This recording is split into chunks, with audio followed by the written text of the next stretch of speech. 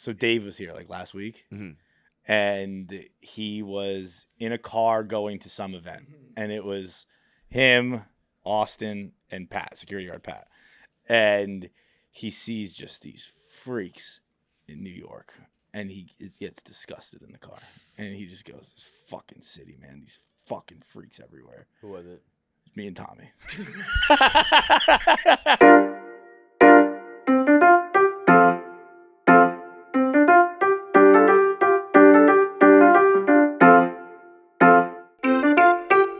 It's another edition of KFC Radio on the Barstool Sports Network. We've got a new addition to the studio. If you're watching on the podcast, we'll put some pictures and some clips in right now. This piece of furniture has been added to the room. This is one of the more important pieces of KFC Radio folklore. By the way, there's a fly in this room. It's going to drive me bonkers. We can't leave till we kill it. I like that. Oh, actually, the fly, KFC Radio. I actually have a really, let's go. I have a funny fly story. Oh, I got this. Oh, yeah, wait. Shh. Got him! I thought we were going to be here for 4 hours. That took 40 seconds. That was a big boy, too. That was a fucking big boy, and he's right there. He's done. Got him? I was going to say, do we have definitive proof? Yeah. Grab him. Grab that carcass.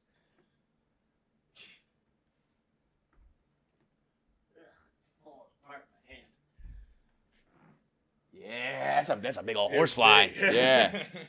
Got him! Show it to the camera. We gotta put it on the wall like a buckhead. Bing bong. Before we get back into what I was gonna open up with, this funny little detour. So, while we're on the topic of flies. Oh, don't tell me I deleted it. Did I delete it? No, come on, where is it? Okay, bro. In the never-ending adventures of my house being renovated, I got new windows. By the way, windows. If you're listening out there, kids, go into the window business. It cannot possibly be as hard to make windows as the cost is. You know what I mean? Tens of thousands of dollars to get my fucking windows replaced. And everyone, like, people like my mom and like people who like care about these things are like, "Oh my God, these are beautiful." I'm like, they're just fucking windows. But they make sense that they're expensive, right? Because it keeps everything out of your house. I suppose, but it's like, they're like, the efficiency of your heating is gonna go. I'm like, I don't know. If you can show me like tangible, like here's how much money I'm saving every month, and one day it adds up, fine. But right now, it just feels like I paid a fucking boatload of money to like there was windows there. Now there's windows still there. Yeah. Anyway. One of the windows they replaced in the bathroom, and it was supposed to be like in conjunction with the rest of the renovation. However, everything's backed up, so they replaced this window, but they didn't like seal the outside because they thought that like we were going to be ripping the bathroom apart. Yeah. We did not. So there's just like open holes exposed to the outdoors. That one should probably be cheaper. Yeah, I would say maybe I get a discount on that one. We got a window, bunch of holes around it though. It's fucking beautiful. Anyway, this bug. Oh, he's still alive. He came back to life. No way. Yeah. Yeah, what a fucking game. Now I kind of want to let him live. Bro, Lazarus. This we're naming the fly Lazarus. You smushed him. Not only did I smack him with my hat, when I tried to pick him up twice, I squeezed him pretty good, and then I was trying to gingerly pick him up. He's alive as fuck. Is he suffering? No, he's doing he's suffering. He can't fly. That wing's broken. That's that. Look, I'm not happy about what I just did. I would have said that. But no, I am happy about it. He wasn't flying ever again. That wing was all askew. He's toast. I did kill him. I'm now like trying to be like I did it out of respect. You're a murderer. It was me the whole time. It was me the whole time. I was like, that poor guy was suffering. What was he suffering from? When I whacked him with a hat. Bro, when you think about what it must be like to be a fly that gets swatted, what's the equivalent? It would be like getting hit with like a fucking building, Yeah, right? yeah, Like a building collapsing on us, like a 9/11 tower collapsing on you. But imagine people came out of the tower like, "What the fuck was that?" That's what that bug's like every morning. Like, what the hell was that, Bro? So this hole in my my bathroom. When I tell you, it was the biggest bug I've ever seen in my life. Flew into my house. I don't know what it is to this day. It's either a giant hornet or a cicada killer by my investigation. Now let me give you just a quick picture for cicada killer for size. Okay, it was minimum this. Holy smokes! Yeah, it was probably bigger than that. This picture, I mean, it's your entire hand. Yeah. So I heard it first because when that thing flaps, it's like a fucking plane propeller. It's like yeah. and I walk in there and I mean, it was like a dinosaur. It was like you know when bugs used to be huge back then. Yeah, you know? yeah. I was like, this is from the Jurassic period. This thing is 65 million years old, and so I mean, I'm like, I don't know what to do here. I end up trapping it in my medicine cabinet. Like a door was open, it flew in, and I just closed it. And then I left it there for a while, and I was like, all right, I got to go in there and take care of this because we're gonna forget about it. I'm gonna open it up. My kids are gonna have like this dinosaur coming, and so I put on. I had just gotten dry cleaning, so I had the plastic wrap that comes around your dry cleaning, and I put it over my head, and then 2 extras, and I put it around my arms as well. So I like turned myself into like a beekeeper, and I'm like I'm ready to go. I've got a UGG slipper, and I mean. It would defeat the UGG slipper. You know what I mean? Like, I don't even know what it's going to take to kill this thing. I'm like, here we go. Open it up. Nothing. Open it up. Nothing. Open up the last one. Nothing. Now I'm like, I was like, I got to move. I was like, now I don't know where it is. It's like when you see a spider on the ceiling and then you look away and it's gone. It's like, well, now, where is it? You know? I never found it. You haven't found it? I never found it. Oh. He's like in a bottle of mouthwash. That's what I mean. Like he's gonna be in a shoe. I'm gonna put my foot in. So I gotta I opened up. So then days go by and I was like, all right, this thing's gotta be like dead by now or whatever. So then I haven't fully like taken everything out of the medicine cabinet, but I did do a pretty good like look through, expecting to find like a dead one of these, but still nothing. So I gotta go home and like look through the whole fucking medicine cabinet or move because it's somewhere and it's probably breeding and laying eggs. I mean, it was the noise that it was making, man. I mean, that's crazy. I've seen the animals you see up there and that stuff, but that gives me pause. Oh, did I show you that? I didn't move to Australia, did I? Yeah. I thought this was only supposed to be on the penal colony we keep. Did I show you the pelvis? No. See if I can find that picture. I showed you the snake not too long ago. I never talked about that. There was a decent sized like garter snake, and I had to chop its head off. And little known fact, harder to chop off snake heads with a shovel than you think. I thought I was going to give it a good just, and that was it. No, sir. Nah, it's like eating steak with a spoon. Yes. You gotta kind of. So like this snake had been, I think probably like picked up or grabbed by like a bird with its beak or its talons, because like the middle of it was like ripped open and there was like blood and it was kind of suffering, and so I had like a whatever, like a pointy shovel, and I just ding, nothing, ding, and then eventually I had to like saw it off. Yeah.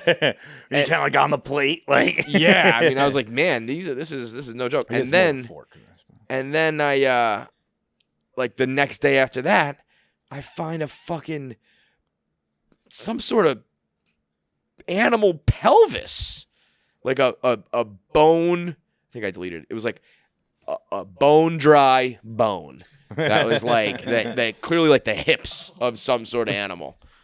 I was like, where the fuck do I live, man? Get me back to like the hood. Take me back to Mount Vernon where my car got broken into every single night, but it was humans. I can deal with humans more, before I can do any animal shit.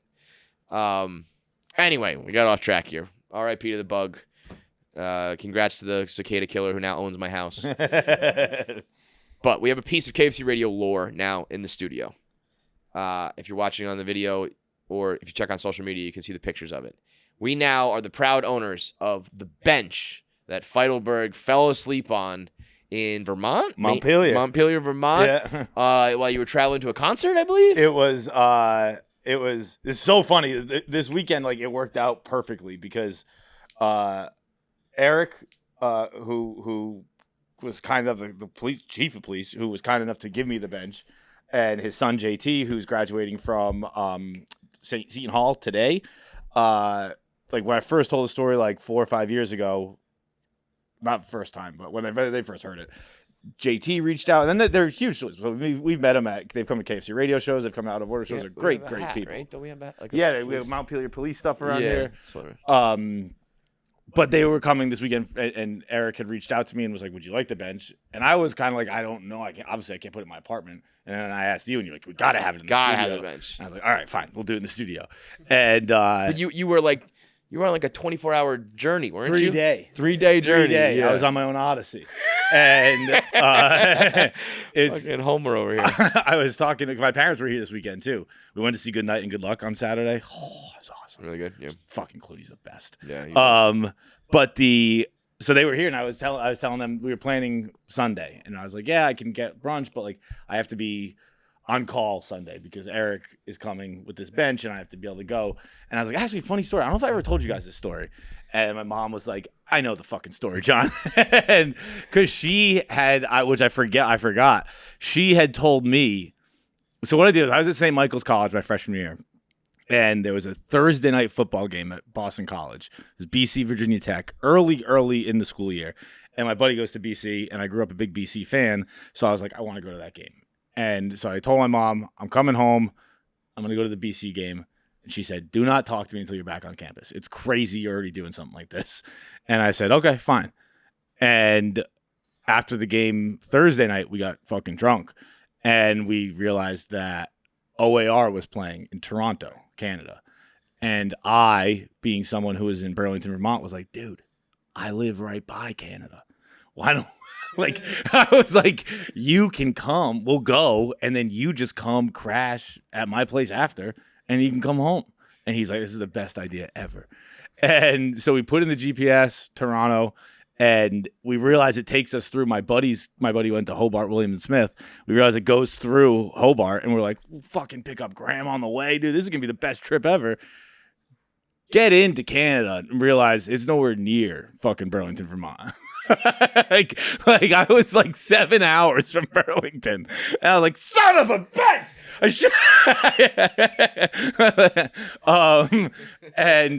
So we fucking party that night. We go to this OAR show at like the Ice House or something like that in Toronto. We go to the Brass Rail strip club in Toronto, have a blast, and come home. And then I was like, so I had done enough research or Googling since I found out where we actually were, that Hobart is in Ithaca, New York, and Burlington is right here. And they're perfectly parallel. It's like a 2-hour ride. So I was like, oh, I'll just take the bus when we get back into the States. And then we get to Hobart. We drop my buddy off. I was like, I'll grab a bus ticket. A bus ticket from Hobart or from Ithaca to Burlington goes down to Newport, Rhode Island first. So it's like a 2-day bus trip. And I had an exam on Monday. And I was like, well, I can't fucking take that one. So I go back to Boston with my buddy, go to South Station. He's like, I'll get you a train ticket. I'll get you a bus ticket. I get on the bus. I tell the woman I'm sitting next to, I was like, don't let me fucking sleep past Burlington. This is Feitelberg sleeping days too. Yeah. I was like, I have an exam Monday morning. I have to be there. Yada, yada, yada. The woman sitting next to me is like, I got you. I will wake you up. I promise. I was like, word. I fall asleep immediately. She wakes me up and is like, she's like, I'm so sorry. I forgot to tell you. We're here. This is your stop. So I jump up and I sprint off the bus. I watch the bus take a right. And I look around and I go, not Burlington. I was in Montpelier, Vermont. I went to the one open hotel on the street, which they told us the name of it last night, but I forget. And the guy, I told the guy my whole sob story. I was like, I've been on the road for 3 days. I don't have any money. I lost my wallet. I lost my phone. My phone was dead, whatever it was. And I said, is there anything you can do to help me? And he said, you can get the fuck out of here. And I was like, Jesus God, Christ. that's mean, dude. Yeah. It was probably October in Vermont. I was definitely in a t-shirt. I had a backpack. You're a white man. Come on. Hook it up. This is white privilege, man. The fuck? It's just privilege I've been hearing about. Yeah. So I leave, and the kicker of the story is that a St. Michael's student had just been murdered in Montpelier. Now, if I'm being perfectly honest, The kicker, you said. it wasn't consuming a ton of my brain. I wasn't like horrified, like I'm gonna get murdered out here. But it was a little piece being like, hey, there's fucking people who are murdering people who look just like you out here. Yeah. And so I'm like kind of just walking around the street, being like, I don't know what the fuck I'm gonna do. I see a payphone in an alleyway, so I call my buddy, who had just bought me a bus ticket in Boston, and I was like, yo, you got to call this hotel that's open, and you got to get me a room, and I'm going to go back. I'll sleep for a few hours. I'll get back to campus. And he's like, done deal. And as that was happening, a car pulled up and just put on its high beams and never turned the car off. And I was like whispering that to him. I'm like, dude, and I'm telling him about the murder thing. I'm like, this is a fucking car. And it's just got its high beams on, just on me, and no one's moving. And I'm thinking he's going to be like, dude, you're an idiot. Don't worry about it. And Prez comes back with, put the phone down and run. And so I just like throw the phone and take off going. and I didn't. I was running aimlessly. I didn't know where I was going, but I stumbled upon the police station, and I went to open the door and just like asked them for help, but the door was locked. And I was like, son of a fucking bitch, the police station's closed. And that bench was sitting right out front, and I was like, look, they're not going to murder me in front of a police station. So I'll just... Not a bad It's a sound logic. Yeah. And I was like, I'll just sleep on this bench. One of the cops will come to work in the morning, wake me up, yada, yada, yada. Fall asleep on the bench. Cop wakes me up a few hours later. I tell him my stop story, and he's like, come with me. I'll buy you a bus ticket. And he buys me a bus ticket from Montpelier to Burlington. I actually do. I forget what I got on the exam, but it's like the only exam I ever did well on. It was philosophy. I know that, and I don't even know what it was about, but I know I did fine because philosophy, you can just bullshit your way. Yeah. And so anyway, all that happened. I told that story however many years ago. They found out about it. Eric's the one who gave me the ride. So Eric, now we took a picture on the bench yesterday, and it kind of is one of those crazy things of like, that if we had a picture of the first day when Eric was probably like a beat cop and I'm a fucking wayward college kid. Yeah. And he found me on a bench, and now we're on the bench. He's the chief of police, and I don't know, things are going all right. Like I was like, this is a fucking cool moment, dude. I love it. And by the way, it is a bench, bro. It is like cast iron, like heavy duty slabs of wood. It is like the real deal. And he said he talked to the city planner in Montpelier and said that he was going to give it to Barstool, and he's like they'll say, come visit Montpelier. And I actually told the Nordensons yesterday that I think this is my only time in Montpelier, Vermont, so I owe it another trip. I got to go back. I've been to Vermont 10 million times, but Montpelier itself, I don't think I've ever been again. So we got to get like a plaque for it. Yeah. It probably maybe dedicated to that dude who got murdered. I don't know. That was a woman. It was a woman. Oh, naturally. Yeah. I love it though, because this was like proof of your body of work. This was like, there was a period of time early on KFC Radio. I guess, I don't know. Now so many podcasts are out there. So many storytellers are out there. We've heard every ridiculous story under the sun, and I don't think people question anything anymore. But back in the day, it was like every story we told on the podcast, it's fake. This Everything is fake. was this fake. is made up. I think that's why I actually stopped looking at comments. It wasn't like a direct correlation. Why you stopped? What? I got rid of comments in my life. Yeah, because it was just like it bothered me so much. Yeah. I was like, I'm not fucking lying. It's a story. Crazy things happen sometimes. Right. And especially it was always like college days, like out drinking. Like that's when crazy shit happens, So this was like, it was like the movie Big Fish. Like in the end when all the people from the stories show up and the son's like, oh shit, it was all true. Dude, this one like, in this particular. This cop found us and was like, it's me. I know what he's talking about. I'm the one who found him. I saw the bench. This is all real. And it was like, Vindication! He came to our live show, right? He came to the live show, yeah. He had said that, I said yesterday that the only part of the story that I ever questioned in my head, where I was like, it couldn't have been closed. Like a police station closed, and he was like, you should have rung the bell. He's like, we do lock up at night, but we are there. It's not closed. It's just locked. It's just locked. And I was like, I probably wasn't in the state to look for a fucking You're running for your life from the murderer.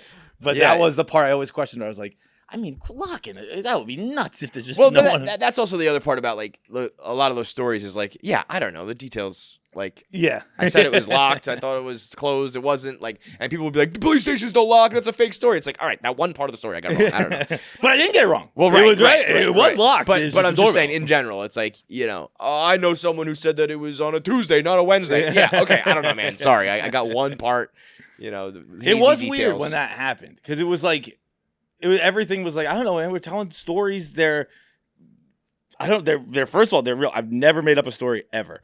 But you're telling a story. So yes, I don't know. I'm not doing the debating of like, I don't know. The door couldn't have been locked though, right? You're just telling a fucking story. And it was locked, god damn it. It was like every angle, every detail was vindicated. It was like, fucking told you so.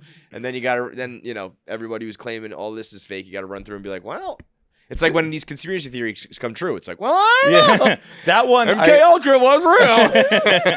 I was like, look, I completely admit, a lot of my stories are crazy. I put myself in a lot of crazy positions. Probably shouldn't have. But the fact of the matter is they're real and they happened. Reef is the brand that made flip-flops cool and kept them cool for 40 years. Born from surfing, Reef has grown into a huge lineup of ridiculously comfortable sandals and shoes, too. They've elevated their entire game. I actually got a new pair of the Neptune sneakers, I guess you'll call it. It's more of like a shoe than it is a flip-flop. But it's like a leather upper, rubber sole, super lightweight, pretty stylish. Like, I like it. Yeah, they're like, I'm not a huge... I do like Reef. Reefs are like my sandal of choice, but in general, like the thong flip flop is not my jam. I like something that has like, I don't know. I do this thing when I wear flip flops where I think I pinch my toes to keep them on, and I get like sore from it. Like my calves hurt. What's going on? It's like, oh, you were wearing flip flops all day. So I like a shoe, but I don't want to wear like sneakers in the summer. This is the perfect thing. I think it's called the Neptune. They have it available in like leather as well as like mesh, and I think all these different other different types of materials. So I recommend the Neptune. They also have the sandals, the rubber ones, the leather ones. The iconic fanning sandal is like the one that has the bottle opener on the bottom that everybody knows. And they've got all sorts of different footwear for the summer. So they have the full lineup of stylish, super technical sandals and shoes like the Cruiser Slide, the Phantom 2.0 Slide, and the Swell Sole Neptune shoe. That's the one I'm talking about. Swell Sole Neptune. Get 15% off your first order over $49 when you go to reef.com/KFC Radio and then use promo code KFC Radio 15. So the address is reef.com/KFC Radio and the promo code is KFC Radio 15 to get 15% off your order. You're going to need some flip-flops. You're going to need some sandals, some shoes, some footwear for the summer.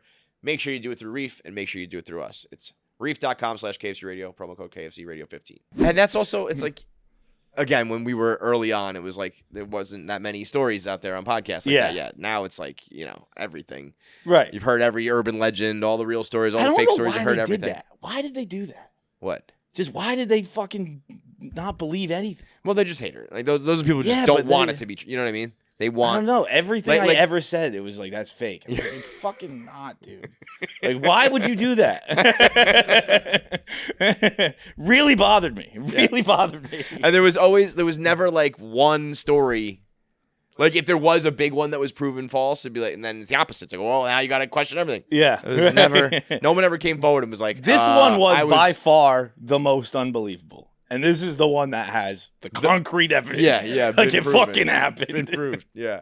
So we have this monstrosity of an outdoor bench inside now that we'll have to keep here forever in honor of what it meant to the podcast. What do we got? You got a few things, but that Mexican boat crash into the bridge is fucking. There's dead people. I don't know about that. Yeah. We'll make a note on that.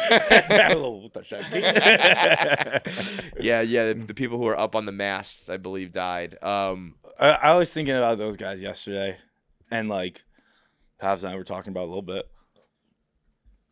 How close would you have to be before you said something? Like I was thinking, like I'd be on top of Mass. I'd be like, they're gonna turn. They're gonna. I mean, he's got to see it. You know what I mean? Like, you're It's like, right there. I don't want to be the one who's like, hey, you see the most famous bridge in the world, right?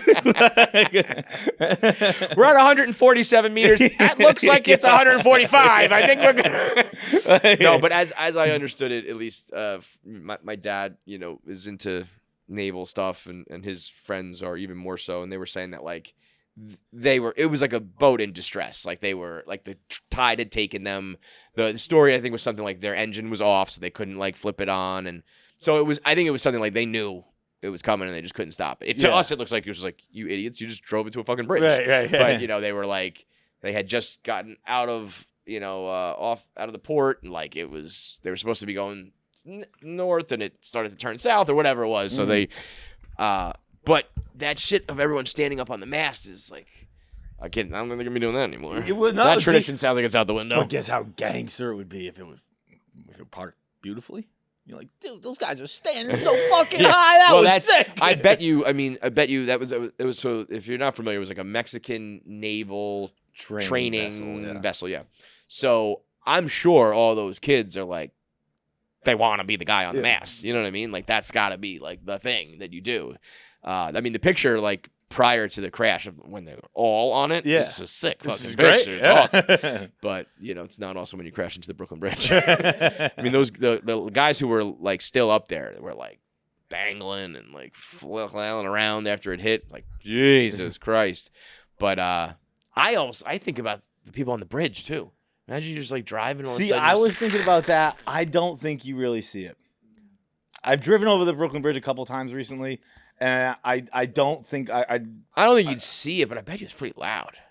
Yeah, I guess that makes sense. It's one of those things where I see what you're saying. You're going like slow, but like in terms of the amount of force and you're crashing into it, it's probably like a and if you're on a bridge and it's probably worse not seeing the boat. Yeah, because you're just like, then what you the start fuck hearing is the that? cracking, and you're like, what the fuck is happening on this bridge?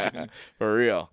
But I mean, just like it is the perfect storm for like tragedy in the sense of everybody was filming it because it's like this big beautiful boat and it's right by the bridge, and like there's a picture of a girl like arms out on the like underneath the bridge, like posing basically, like get the boat behind me, like from that like Dumbo Water Street spot. Yes, and then it crashes, and like it also in the video people are like laughing. They're like, oh shit, oh my god, you don't realize there's gonna be dead people and critically injured people. So it went from like this Instagrammable moment to like tragedy. And people didn't even realize. I didn't think about that either. That's a great point. And it's something that like if you see a car accident, an average person knows, oh fuck, you know what I mean? Yeah. Something like this, you're like, oh, I don't know, the masts are broken. You don't think that there's people up there. You don't know what what the extent of it all is. You're not like, surely there's probably 20 Mexicans standing up there. I think I've seen this before. They put all the Mexicans up top. Yeah. It's you're right with like it is the perfect storm of everything of being like, headline, headline again. Like it's beautiful. It's beautiful. Saturday it's going night, under a beautiful bridge. Happened at 9 beautiful p.m. skyline. It's a fucking beautiful situation. Right until it turns chaotic. Yeah, awesome, as Paz would say. I forgot to say the one more thing about yesterday. So when Eric and JT and Jen were coming, I was at brunch with my parents. And I had forgotten this detail of the story. So I was like, do you guys remember the story? And my mom was like, yeah, I remember. You were gone for 4 days. And when I called her to tell her I was going to the Virginia Tech game, I was like, she was pissed. She was mad. She said, like, I can't believe you're already doing this kind of bullshit. Like, do not call me until you're back on campus. I don't want to talk to you until you're back on campus. And I was like, okay, word. Talk to you in 4 days. Yeah. And that's why Thursday night, I was like, look, I'm not going to talk to my mom until I'm back on campus. Might as well good. Let's go to another country. The logic of that is so unbelievable. And it's like, what I meant was call me back in 6 hours when you're back on campus, you asshole. And my mom was saying, like, all her friends on day 3 were like, have you talked to John Henry yet? And she's like, no. I told him to call when he gets to campus. He'll call me then. She's so gangster, dude. You're a stray cat. Just like leave the door open. Yeah. He'll make his way back. He always does. That's so good. 4 days. I want you the stray cat because again, further conversation we were having is like I was talking about how we did the math. We were at like brunch at their hotel and we were doing the math of like where I lived from ages like 15 to 28. And I was like, I never thought Everywhere. of myself as like a wandering man. Yeah. I was like, I moved every 6 months for 15 years. That's crazy. Dude, especially if you count like the college years, it's like you're in and out of this dorm twice a year. Bro, no, you can start when I'm 15. Like, right, because you're boarding school. Right. So and then you I go went to even 4 years Spain earlier. for a summer. Then I went Right. to Florida for a bit. Then Vermont for a bit. Then the fucking blackout tour for 2 years. And I was like, and then we did New York. I'm sorry, then New York for a bit. Then Boston for a bit. Then blackout tour. Then New York again. Then like I was like, and I was doing Newport every summer still. So like, I was like, I didn't settle down for like literally 6 months until I was 28. That is crazy. I mean, I remember thinking about like, it's like, all right, I lived in Manhattan, but I was on Murray Hill and then the Upper East Side and then the West Side and then Hoboken and it's like an incomprehensible amount of moving. Yeah, you right. know? Like, this is my first apartment where I've ever been like, okay, I'm gonna be here for a while. It's not like, all right, I'll figure it out in a year. Right. It used to be because especially if you're like, my lease is up in a year. It's like you got to start worrying about that 6 months. Yeah, right. So it's like this never-ending, cycle. It's like girls getting their periods. You ever realize that girls are just on their period always? Always. Because it's either they have it, or it's the P of the PMS, or it's like this is lasting longer than usual. There's like a 3-day window where they don't have it. It's like, yeah, dude, like being a chick, it's like literally 3 out of 5 weeks a month. You're like, I feel like shit. Nightmare. It is crazy. Then they get pregnant and shit. It's a whole fucking nightmare, dude. Being a girl, I would just kill myself straight up. What else we got? I'm fascinated by what's going on with this Diddy case. What do you got? The amount of like support that he's getting. Okay, it's kind of crazy. I saw guys in T-shirts that said "Free Diddy," but I guess they were getting paid $20 an hour. I'm sure, but it's not that they're. It's just more like there's a lot. Like this is the case where everyone's decided to be like, we gotta be impartial here. Like Cassie might have been like a willing participant and like all this shit that it's like I'm sure. Yeah, listen, like he was a monster. He abused her. I'm sure for at least a decent chunk of that relationship, she was willingly there and did love him and did love the lifestyle and all of those things. I get all that. But like when you've seen what's happened to her, I just don't think this is the case to be picking that apart. You know what I mean? Even I saw people like they released the full video. But she's not on trial, so who cares? That's my point. Is like it doesn't fucking matter. Yeah. She is not under any sort. There's no charges. We're not trying to prove anything with her. Yeah. I mean, I understand why by association there's certain things that you can prove or disprove about him through her. So I get it, but like not really. But like proving that. Are they saying they want to try her next? Which I don't know if that's the case. No. But being like, it's just like you're right, fine. He did bad shit, but you were doing it too. Like, well, we're figuring out him. So it's like I'm not on trial here, and yeah, if I am, then we'll have to figure that out. Right. But a lot of it is like there was a time where like they were broken up, and like she was with somebody else. I think it was like somebody in like the entourage. It was like, let's say the masseuse that worked for Diddy or something, like that. Something like that. A chef, masseuse, somebody who's doing service. Like she was like they broke up and she was with him for a little while and it was okay, I guess. And people were kind of like, well, how could she have been like kidnapped or trafficked if like she was in another relationship and Diddy knew about it and nothing was happening? It's like I don't know, man. Just because they're like we're throwing out all of this evidence that we've like seen happening to her because at one point she was with Kid Cudi. It's like, yeah, I don't know, but then Kid Cudi got his fucking car blown up. Are you saying all this is happening at court or is no? This is like the internet, the public opinion, you know. And I just, it's just, there were people looking at the full 15-minute video of her in the elevators, and they're like, if you really needed to get away, you wouldn't wait for the elevator. You'd run down the stairs. I'm like, First of all, stairs, no. You ever try to find a stairwell in a hotel? You could be backed into a corner quick. Yeah. And also, what if it's the fucking 50th floor for all we know? Diddy's on the penthouse. Or, I don't know, just because you're waiting for the elevator does not mean that you're not getting abused. Right. Like, these weird little details that people are fixating on.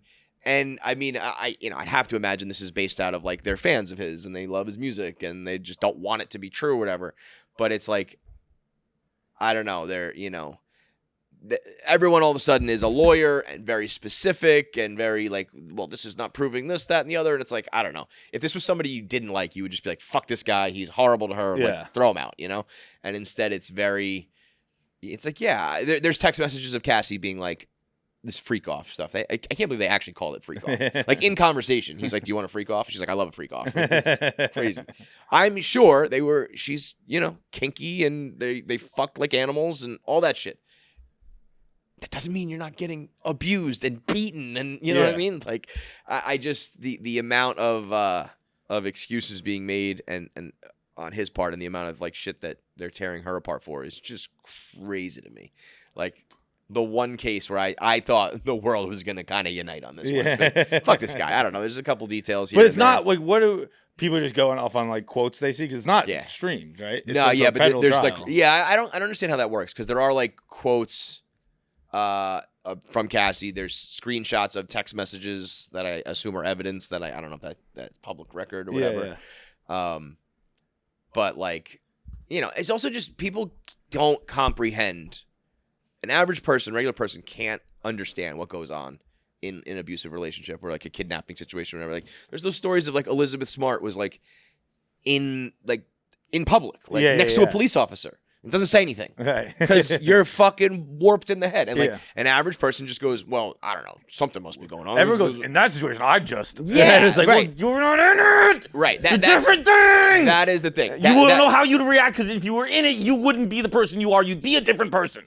And it's like, I mean, I don't know the timelines here, but it's like he told Kid Cudi he was going to blow up his car, and he fucking did. Yeah. So after something like that happens, you probably don't fuck around. Yeah. And even the fact that, like, again, I don't know which happened first or second, but the fact that he did do that, Cassie was probably intimately aware that he's the type of guy who can do that. Yeah. So when you're like, okay, now's my chance to get away or whatever. It's but if the ultimate, like, you come at the king, you best not miss. Yes. Like, I better have a fucking clear shot at his head if I'm doing something. And that's for regular-ass people getting out of abusive. It takes so many times for abused people to get out of a relationship. Where it's like, you have to have how you're leaving, where you're going, who, you know what I mean? And before all that's lined up, like, you don't fuck around because it's always the most detailed plans you'll ever make. Ever. Because I think there's all sorts of stats of like, it's like most often women that are killed, it's like when they were trying to leave because, you know what I mean? Right. So like, and that's a regular, dude who is a problem for some of these women. Now, let alone like one of the richest, most powerful people in New York City. Yeah. Who like could snap his fingers and have you killed, So I'm pretty sure she was probably keenly aware of all of these things. And then even like the text messages of her, I guess there was one time where she was like, I want to have a freak off. And Diddy was like, you are, I think, auditioning for a role or filming an album or something. And he was like, no, you need to like focus, And they're like, how could that, how could he be the monster if he was the one saying no? And it's like, I'm sure every now and then there was a case where Cassie wanted to have sex and Diddy didn't. That does not mean he's not abusing this girl. Sometimes predators ain't horny too. Even the freak off maniacs every now and then just want to roll over and go to sleep, bro. Come on. Sometimes the T-Rex wasn't hungry.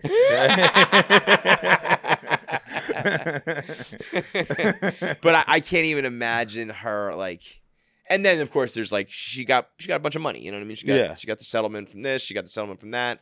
So they're like, oh, she got paid. It's like, I'm pretty sure if you ask Cassie, like, would you rather like have your life back or have this money? Maybe I'm wrong. I don't know. Maybe she'd want the money. But again, that's all. Like, that's the settlement's there for a fucking reason. But also, like, I also like talking about money with someone who's just rich. Like Cassie doesn't need. Cassie's rich. Sure, she got Diddy's money when they were, but Cassie's a rich person. Right. You have more money, but she wasn't like, I'm going to swindle this guy. Look, again, maybe she could have been. I don't know. But Cassie had enough money to live on her own. These are the things that people are talking about. It's like she's with him for all that stuff. And like, this is what comes along. It's like, no, this is fucking nuts, guys. It's just, there are instances, I'm sure, where there are people who are complicit in relationships but I don't know. It's just like once you cross the line that he did where he became like a literal monster. And it's not just her, by the way. It's like, okay, fine. Let's say the Cassie thing, like she was complicit.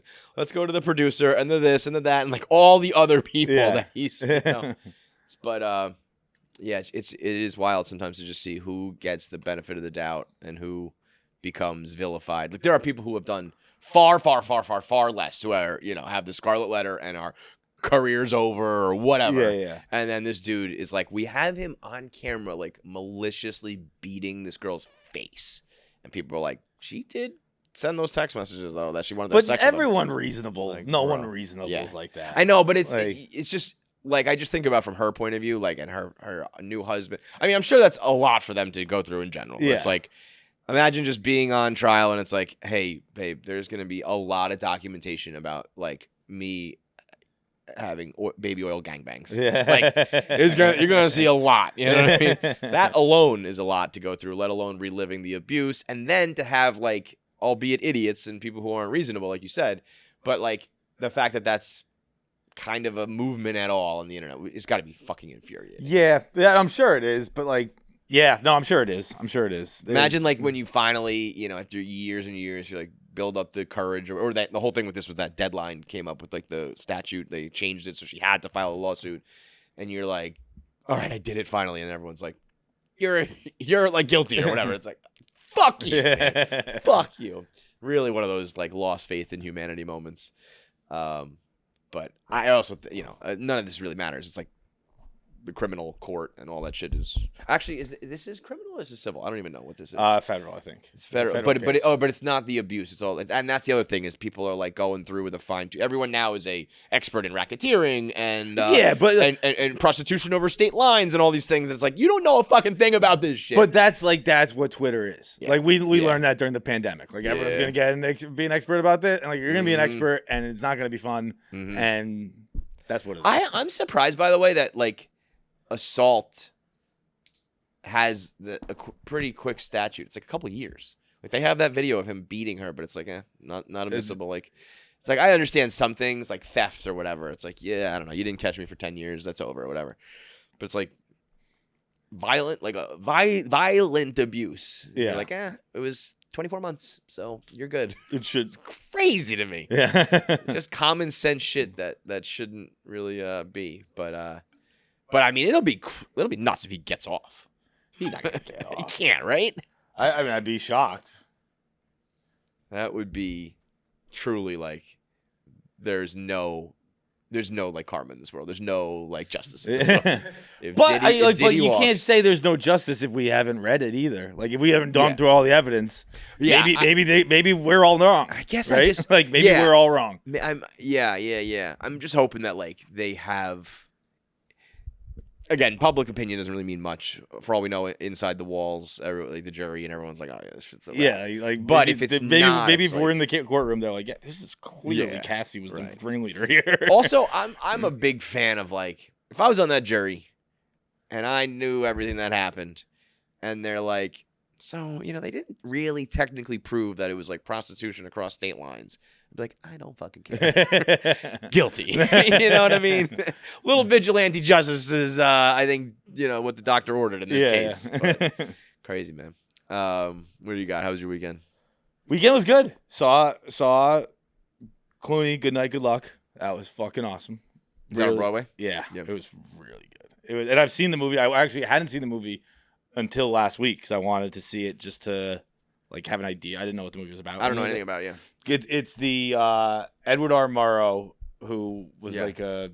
That's like the there's an award, the Edward R. Murrow Award. Probably for like the Journalist of the Year. Yeah. He was a radio guy, but then became TV, and he was the first journalist to speak out against McCarthy and like McCarthyism. They were rounding up people. It was a lieutenant in the Air Force got fired because his dad read like the Daily Worker or something like that, and they were like, "Well, all right, this is getting out of hand. Like, no one's even seen the evidence. No one knows like what the fuck's going on."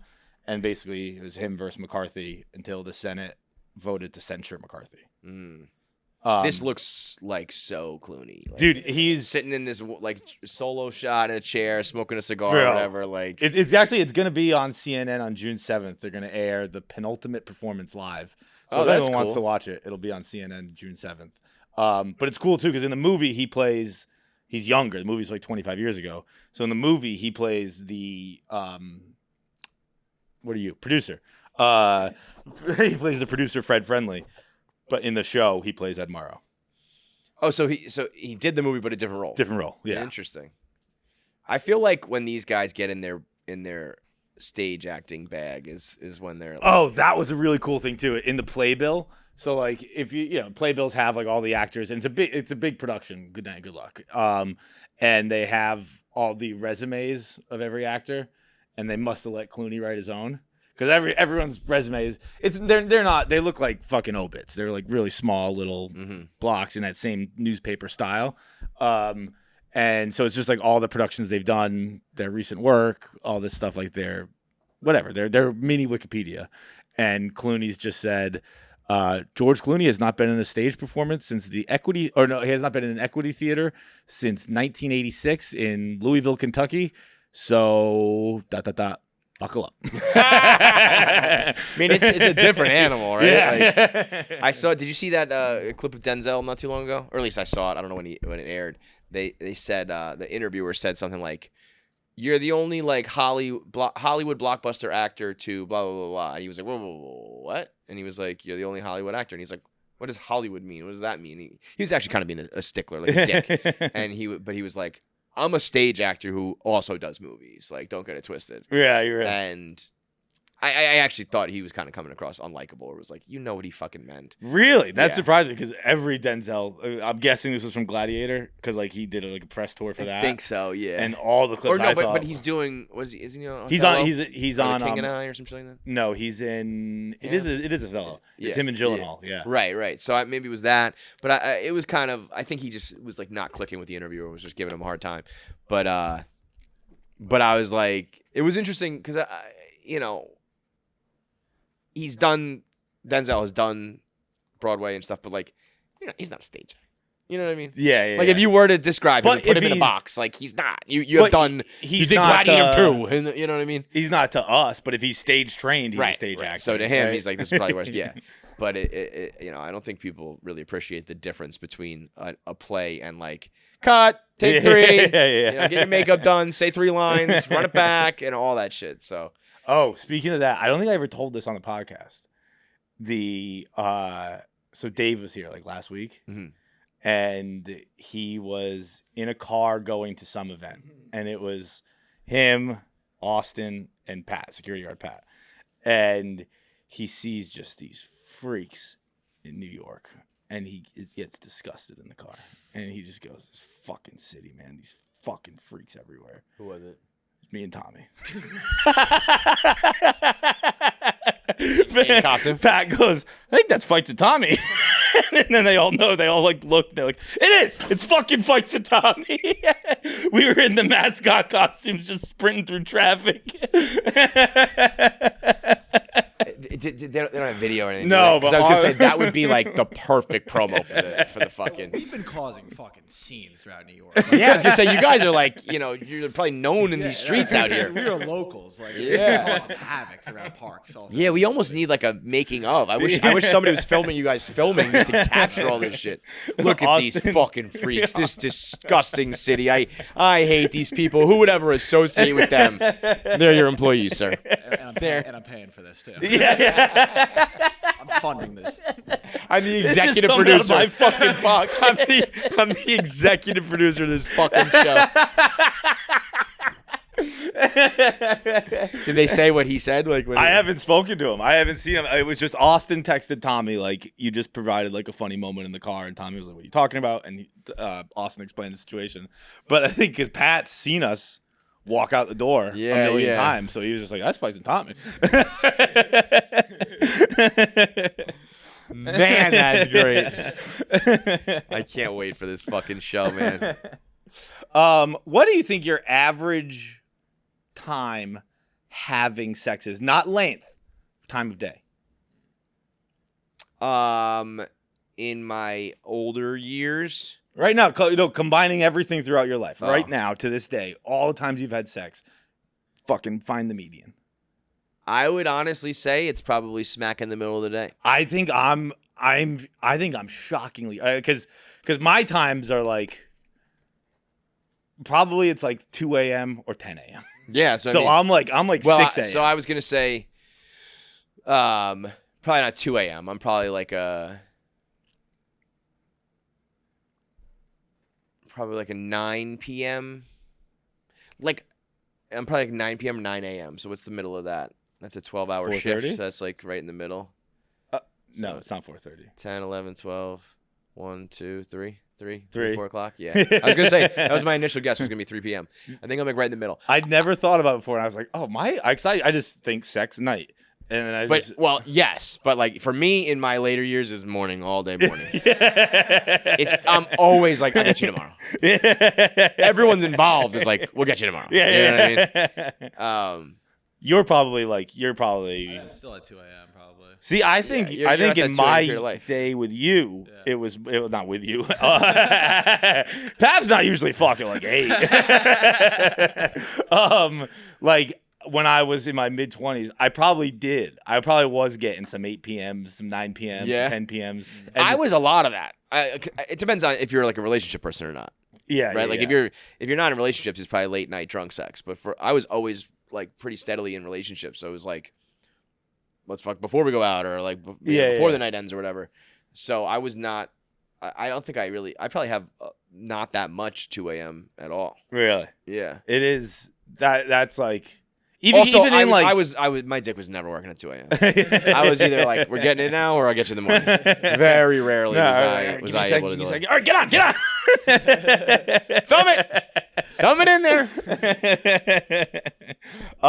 Yeah, I don't know why I was thinking about that the other day. That's a great question. Your average time. I think it's in the dawn hours would be mine. Right? Dawn's in the morning? Dawn hours. Yeah, The dusk is birds the night, dawn's in the morning. What do you prefer? It's a great question. Have you heard of the fuck first theory? No. It's like all these fucking like relationship TikTok couples and stuff like that who put out these, act like experts or whatever. But I actually agree with this one. Is that like before you go to dinner, before you go out, all that shit, fuck first. Oh, I like that. So like they do these little skits where they're like on their way out the door dressed up and they're like, wait, fuck first. And then they run back to the bedroom, which is obviously a little bit dramatic. But like, dude, once you hit like 30, there's nothing worse than walking home from a good dinner and being like, oh, we gotta have sex. She's gonna want to fuck me. I just want to catch the third period. Yeah. But that's why I'd have to imagine, bro. If you could tell just a young man who's on the precipice of puberty, if you're like, dude, you're gonna. It's not dreading sex. It's not, there's going to be times where you want no part of sex. When you're like, no, fuck, get that pussy away from me. Down, girl, down. Skedaddle. I can't get down also, like, if we've fucked, we're not going out after that. Oh, so you're fuck first, but then we order? Yeah. Yeah. Like, I'm like, I can't tell you how many times, like, water is boiling to put the pasta in, and I'm like, wait, hang on, let's, you know what I mean?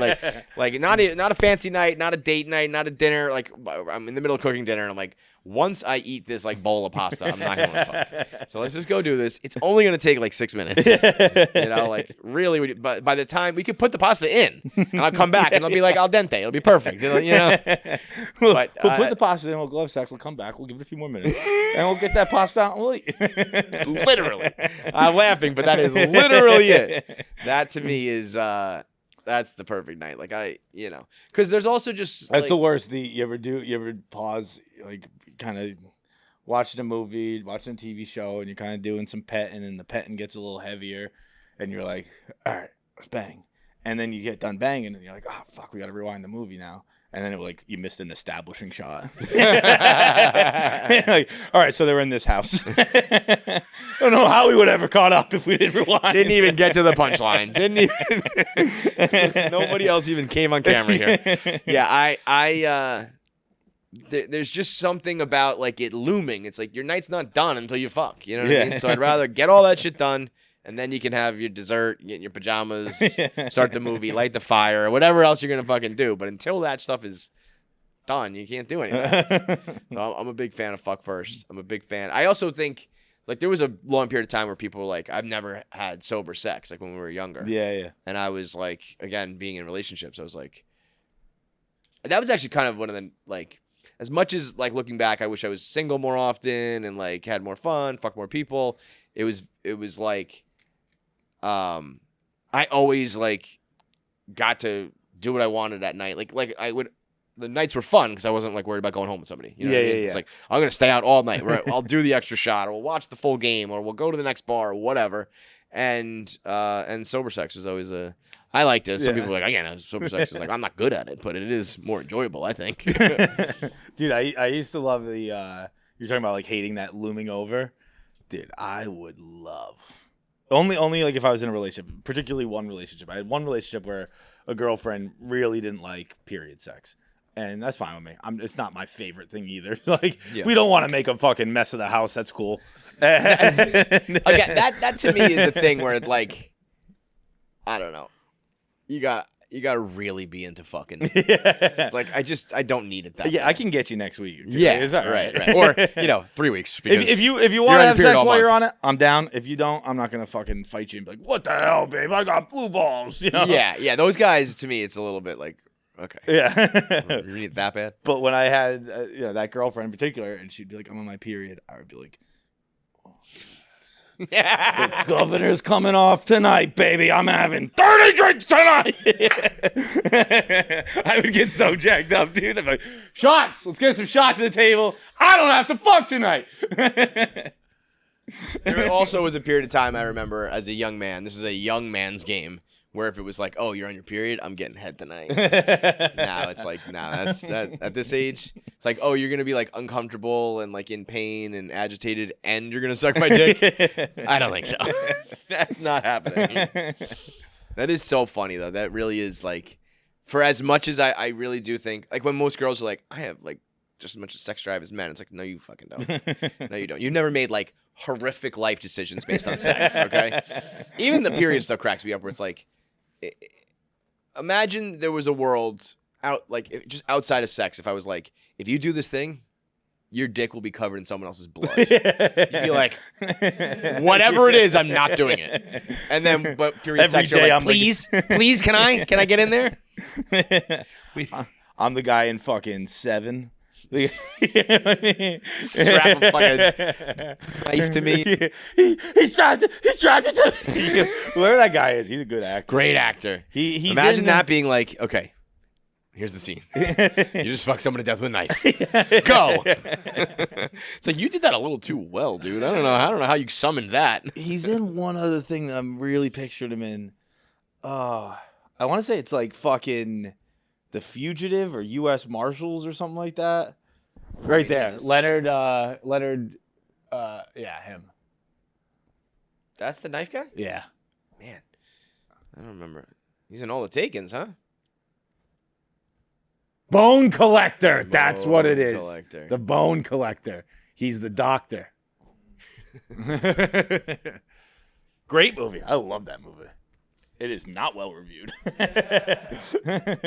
Dude, Denzel, Angelina Jolie, and my guy Leonard, fucking movie rocks. It is funny to think, like, if you look back, again, this is why I still believe, no matter what people say, that music and entertainment, there really was, like, a little golden era back then where things were that much better. If you would tell people now there's a movie with Denzel Washington and Angelina Jolie that absolutely sucks. Like, what? That's impossible. Like, no way. It's like, no, yeah, there were so many of those movies out there that there's dog shit ones. It's absolutely crazy.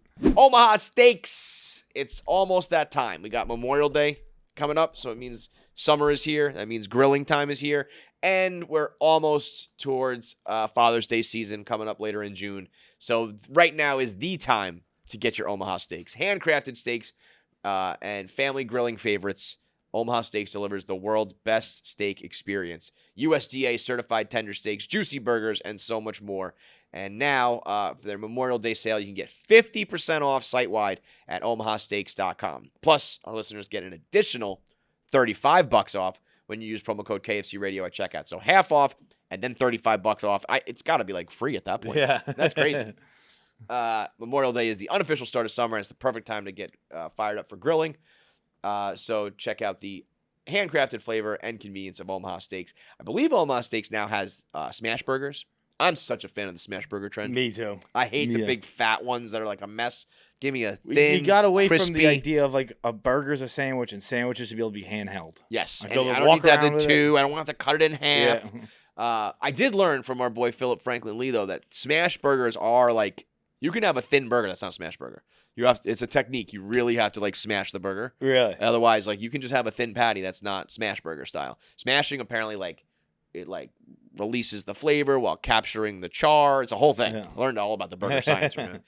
So if you want the smash burgers, you want the filet mignons, they got pork chops, they got chicken cutlets, everything you need to grill this summer at Omaha Steaks with unrivaled quality and variety, where every bite is backed by their 100% guarantee. So go to omahasteaks.com, get 50% off site-wide, and then use promo code KFC Radio for an additional $35 off. That's omahasteaks.com. See site for details. We have to address what's going on in the sports world right now.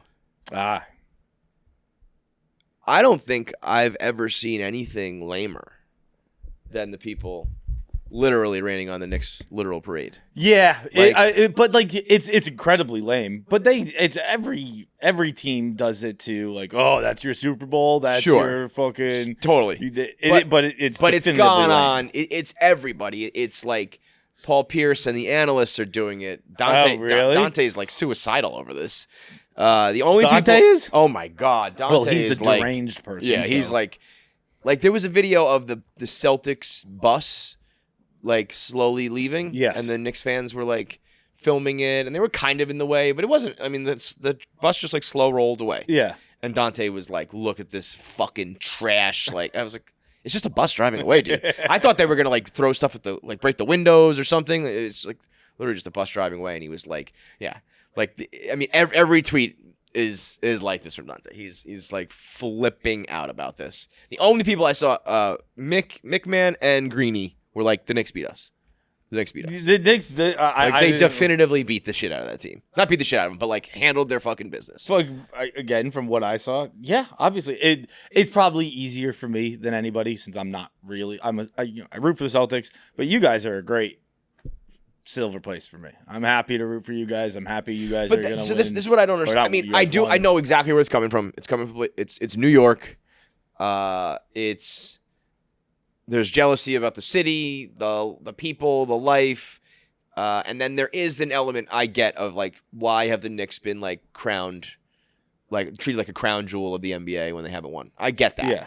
But all the more reason, like that's the point. Like I likened it to almost like the Cubs and the Red Sox. Like, I mean, at this point, nobody was like them, 86 years and 108 years. But we're at 50 for the Knicks. Yeah. And like, so for the vast majority of a lot of us, like nothing in our lifetime. And so it's like a curse. And if along the way of breaking one of those curses, you get excited like this, like I just don't. I feel like maybe I'm wrong. Were people doing that with the Red Sox and the Cubs when they were like getting excited along the way? You're kind of like, oh, they're like finally gonna do it, and instead the Knicks, it's like act like you've been there before, and it's like we fucking haven't, dude. Yeah. We haven't been here in 25 years. We have not been here before. It's been hard to 25 compare years. because 2004 social media, Yeah. my friends in high school did make fun of me because I went to a high school where people were from everywhere. Mixed So up, like yeah. we were the lovable. We were like But that's the you're thing, the fucking- lovable losers. Yeah. This is like the hateable losers. Yeah. And I feel like that way with the Mets too. It's like when the Mets were, making a run last year, there was like a lot of people rooting against them, and I'm like, you're rooting for like the Dodgers right now, like over the. But there's also again, I don't in my world. There's people rooting for you. Like my parents are happy. Like there's yeah. there are like lovable loser aspects of it Like, too. but- Social media is going to be angrier and meaner, but like look, I wish the Celtics won. It's definitively cool that the city is fucking jacked up. It's cool to be in a city. Yeah, with that kind of there energy. was a clip of Precious Achua like walking, I think just like out of the arena, and he crossed the street and went over to the fans who were like behind the barricade, and he like high-fived them all and was talking to them all. watching a city that embrace a team and a team embrace a city is is cool no matter where it's happening. definitively cool. Yeah. Like I mean, I guess like I hate Boston, so if it's the other way around.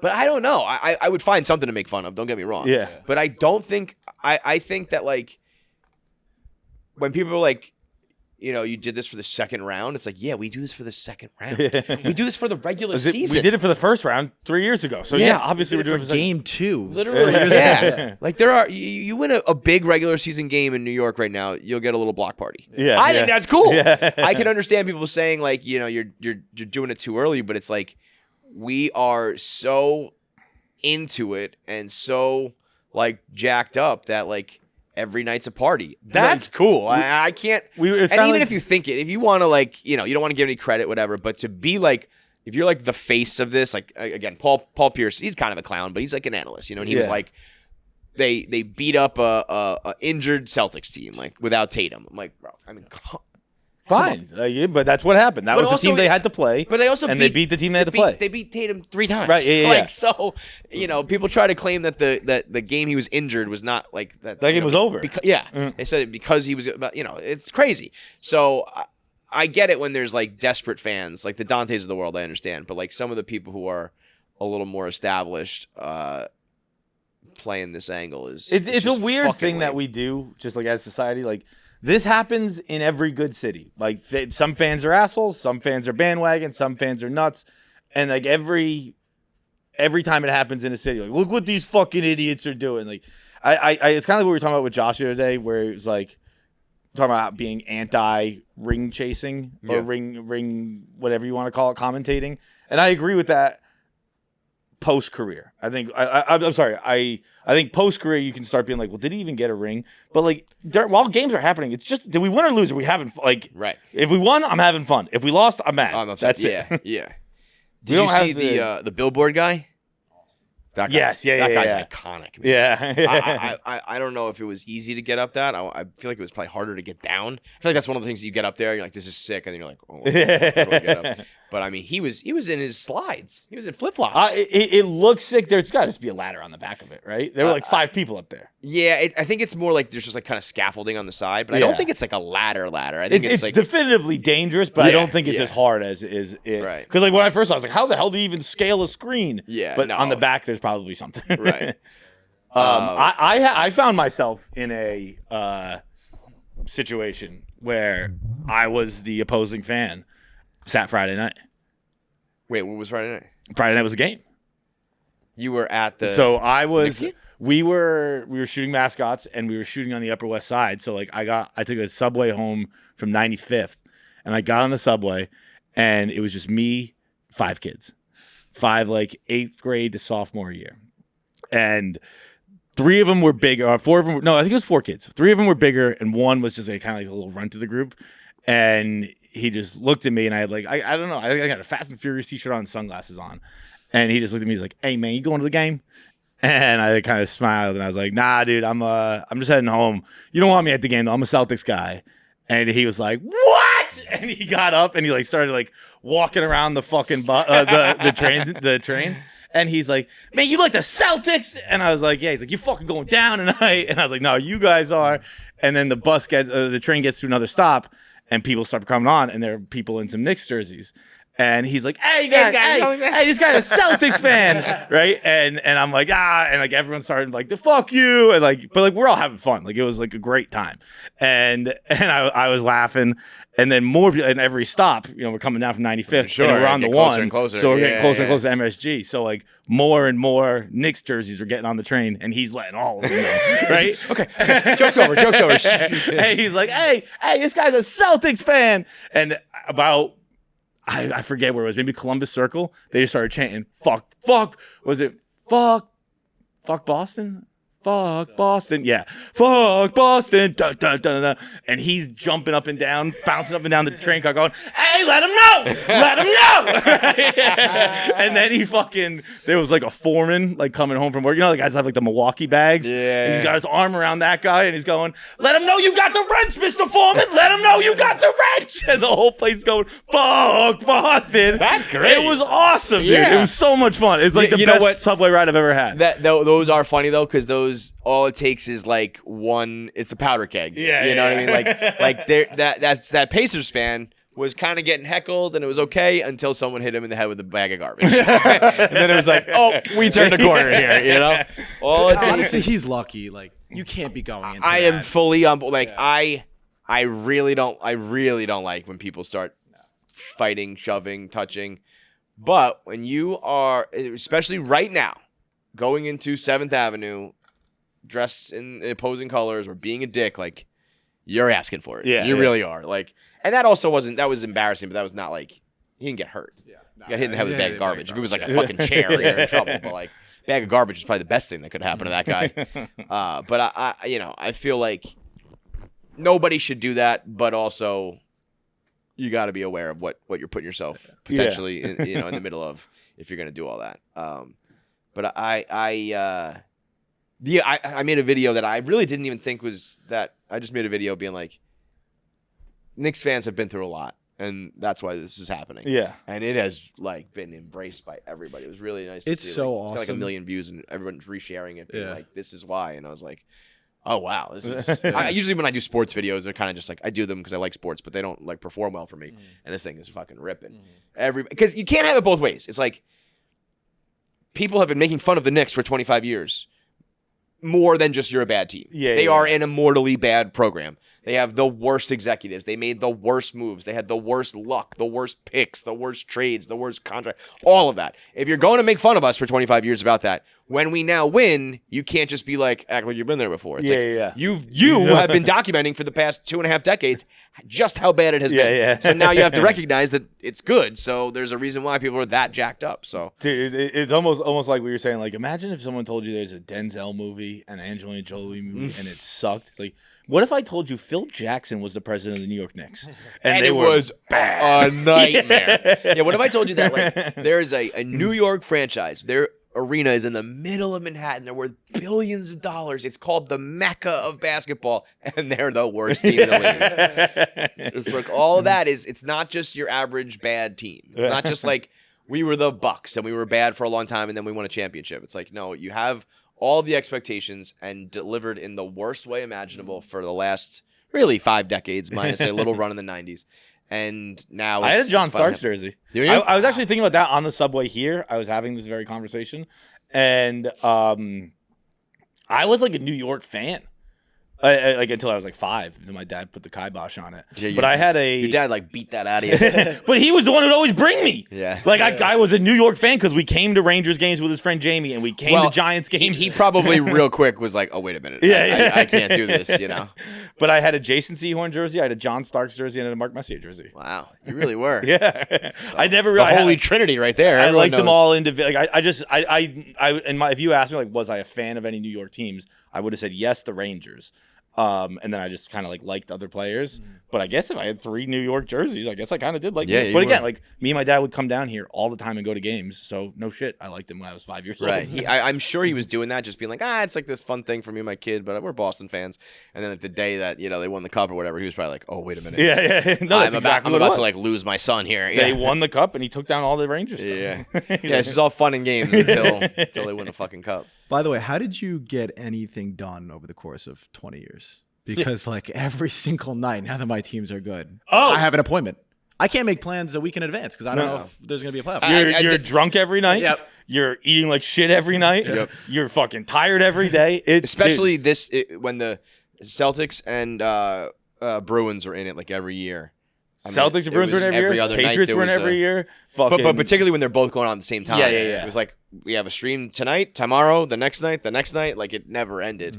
It's an extra 3 months or 2 months of like I have something to do every night. It's fucking and you can't plan because you don't know when games are. Like I'm looking ahead to finals game scheduling out. Right. Yeah, you gotta. It's you don't want to legitimately- jinx it, but Yeah, you gotta no, be you're smart smart about about it. And it's one of those things where like it's all I knew. Yeah. So like I don't but looking back on it now, like now that I don't do things the entire playoffs, I'm like, God, it was fucking grind. yeah, like I'm almost like thinking about things where it's like, I thought I was gonna have a nice little like slow start to the summer, maybe take some time off. It's like no, actually you have more to worry about than ever.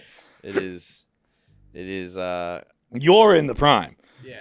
Sucks for you. Yeah. You're like I'm in your loving it. There's no 20s, it's complaints. fucking Yeah, no, awesome. Excuse to go out every single night. But like now again, what you're saying, like I look at it now and I'm thinking like, damn, like even watching I watched the Leafs Panthers last night, and like it was great to just watch it and be like, all right, I don't have to do anything. But usually it's like, well, we play again tomorrow night, and we played last night, and The Celtics played in between. The Leafs are just. Dude, they're awesome. They never. I think Ryan Whitney said they never disappoint. It's like great. It's insane. I mean, every time. Because I saw a lot of Leafs fans. I said they're the same thing as you. Yeah. Well, I said like I cannot imagine what would happen if the Knicks win the title. Like from 7th Avenue to 9th Avenue was like shut down. Yeah.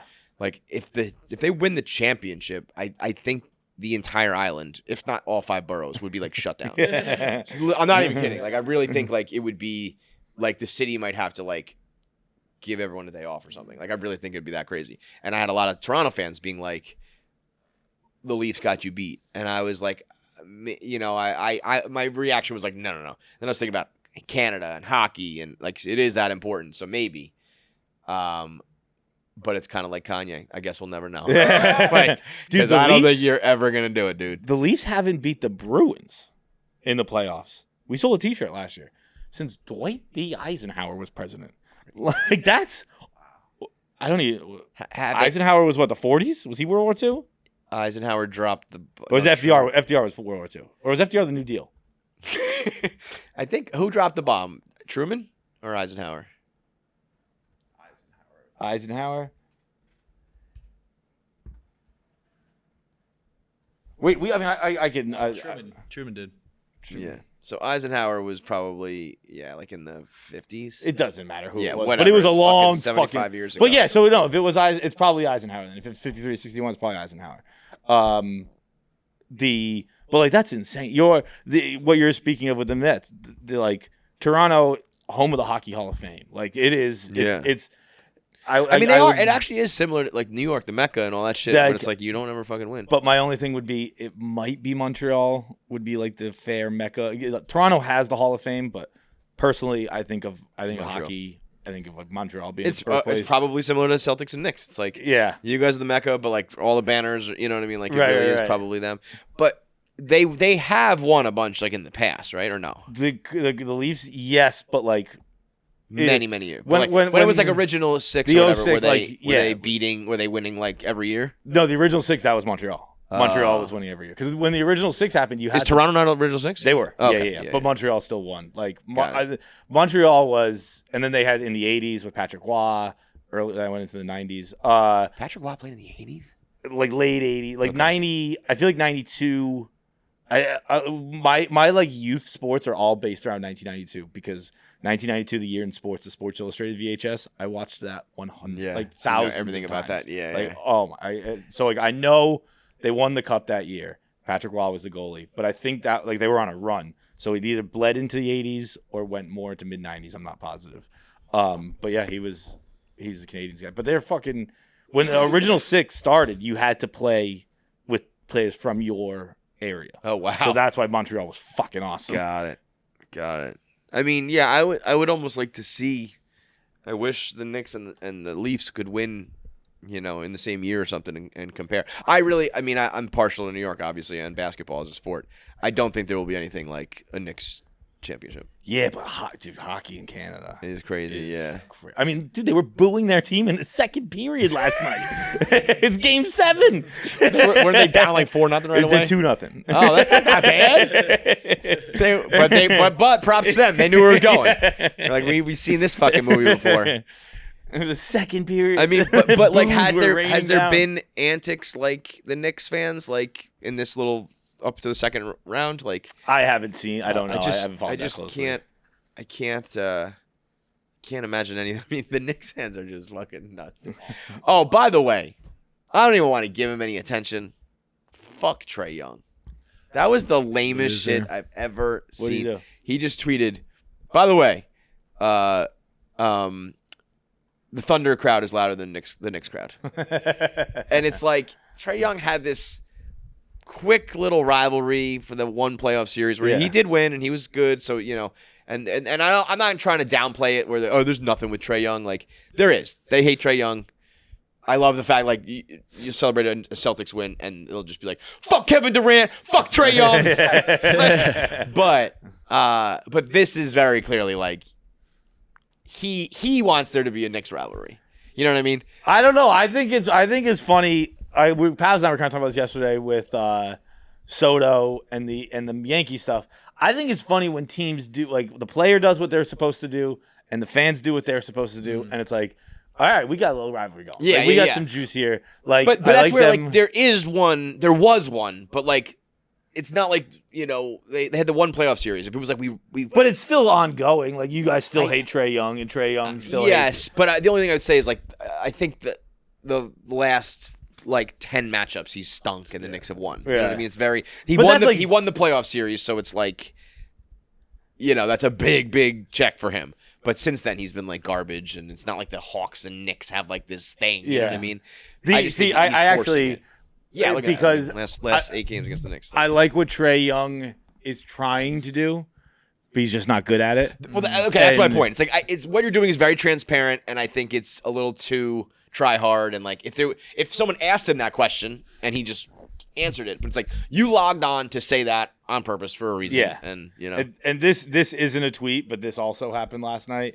And this is like this. I started dying laughing. This is perfect. It's Brad Marchand last night after Game 7. Brad Marchand, in case you don't know, is 5-0 against the Maple Leafs in Game 7. He was probably the best player on the ice last night. 2 assists, 1 goal. He's a gangster. He's a fucking gamer, man.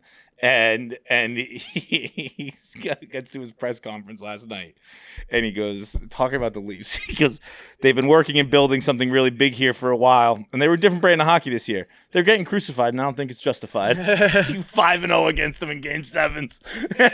Take the high road. Just being like, I don't know, that was a good group of guys over there. Like, I think that's funnier than being like, yeah, they suck. Yeah. The backhanded shit. And then a Maple Leafs fan quote tweeted and said, houses made of sticks and straw have worked fine for years, said the Wolf. I don't think the sudden rush for brick houses is justified. That's great. By the way, speaking of the Yankee fans with Soto, the Bleacher Creatures are the fucking losers, dude. They are tough these days. There was a time where the Bleacher Creatures were a cool thing. The roll call was like popular. They were like a scary bunch in the bleachers. Now it is that the turning the back thing. I thought it was so so- corny. it was See, I like too, but I didn't know. Pavs enlightened me a little bit about like the quotes and stuff like that. But I saw the clip. I didn't see that until the other day. But I saw the clip of the booing and then Soto tipping his cap. I loved That was I that's thought- how it should have been the whole time. Yeah. saying he Yeah, turned his I back like on that. us. The turning it back is like, and this is what the Bleacher Creatures do. It's all very coordinated. They have roll calls and they have like, you know. But to me, it's like that just means that there was some, and I'm pretty sure they're like the leader of the. It used to be that guy Bald Vinny. You remember him? Yes. And he was like a scumbag, trash New Yorker. Yeah. Kind of like Fat Face JJ, where it was like, I want the typical asshole Yankees fan. You know. I believe at least one video I saw recently, the leader is like this like Ned Flanders looking motherfucker, He's right? like a card collectible guy. Like, And so that kind of loses its luster right there.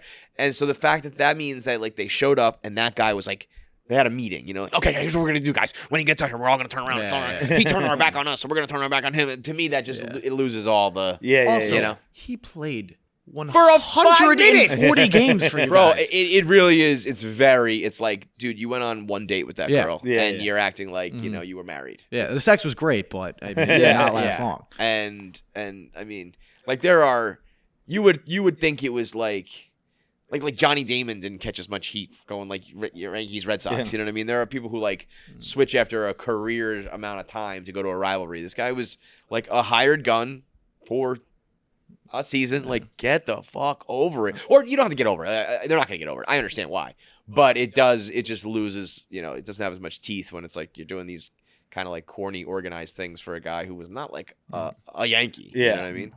But like what as a fan, what's fun is beating, you know, like your rivals and hating your rivals. Yeah. And if your rival doesn't play ball, then it's not Yeah. really as fun. Right, Like, right. like You gotta and I engage thought in it. Soto was kind of playing ball. Yeah, he's and smiling. He Like, doesn't you do- want your rival to do things that you can be like, fuck you, you son of a bitch. I know. And like I kind of like that from Trae Young, but the I wasn't aware of the fact that he sucks and you guys don't really care about him. But like you're saying, like he does come up a lot. Yeah, there's something there. It's not like there's nothing, but it's Knicks just fans should react to this by just never speaking about him again, because that was where his juice was always. And like you look at the Kobe's, the Jordans, the Reggie Millers, they're like, I love MSG more than anything. And then you did like discredit that. It's like, all right, that's kind of your whole thing, dude. Is killing us. By the way, the one last thing about the Knicks, this is the coolest thing. The wave. Oh my god. Brunson Knicks waving history. is so fucking. What is that? Brunson just waving to the crowd is fucking. It was actually what that was game. That was the one where they got blown out in Game 5. Yeah. When he got fouled out, was it? He just fouled out. Oh, yeah. Down 30, and then now he it's got just put on forever. the jumbotron. Yeah. So here's what's funny though. I'm watching all these games with Shay. Shay is really into watching sports. Keegan plays sports, doesn't really watch it. Shay really likes to watch the Knicks. And so I'm watching her develop into like a sports fan, you know? And she's, God bless her heart, she's just so pure still that she doesn't worry about mushes and superstitions and stuff. And like she was watching that game. She's like, we're up by like 30 and it's not even halftime. Like, it's over. And I was like, shh, don't say that. Be quiet. She's like, no, I mean, it's over, Dad. And I was like, like, don't do this. So I'm just watching her be like this, you know, non-jaded, non-bitter fan. And meanwhile, on the other side, the Knicks were probably up 35. And I'm texting Clem. And I was like, do you think I can tweet out the Jalen Brunson waving? And he goes, I don't know, man. And I was like, and I remember having this same exact logic with the Patriots 20-3. At halftime, I was like, I had a tweet queued up of Lady Gaga jumping off the roof. And I was like, Patriots fans right now, like, jumping off the roofs, you know? And I was like, should I send it? Should I not? Because I don't know about anybody else, but I was like, I was not surprised by that comeback. I was waiting for it to happen. But my logic was, if this comeback happens, I'm going to be suicidal anyway. Yeah. So what's one tweet, Cold Takes Exposed, where everyone's laughing at me, on top of that? That's just sand to the beach. Versus, this is my one chance to run up the score a little bit, so I'm going to take my shot, you know? Had the same exact thought. If the Celtics come back from this, like, we're in a world of hurt regardless, so I might as well get some fun in. And I was tweeting text with Pavs, text with Clem, like, should I do it? I was like, fuck it, I'm doing it. I'm just doing it. I was like, I'm afraid to talk shit when I'm up by 40 points! Because that's how much I've been, you know, beat down and battered by this goddamn life as a sports fan. That was, I remember being like, I think we won. I think we can take out the starters. It was like a 42-point lead. Like, I was watching at a bar, and every time we would be up 35 every time they hit like 2 threes in a row. Because they went on like a 9-0 run quick, and I was like, this could go real fast. A group of like a massive group of Knicks fans. Everybody would be silent. We're up 40. They hit back-to-back threes. Until I don't even think I don't know what it would take for me to shake that.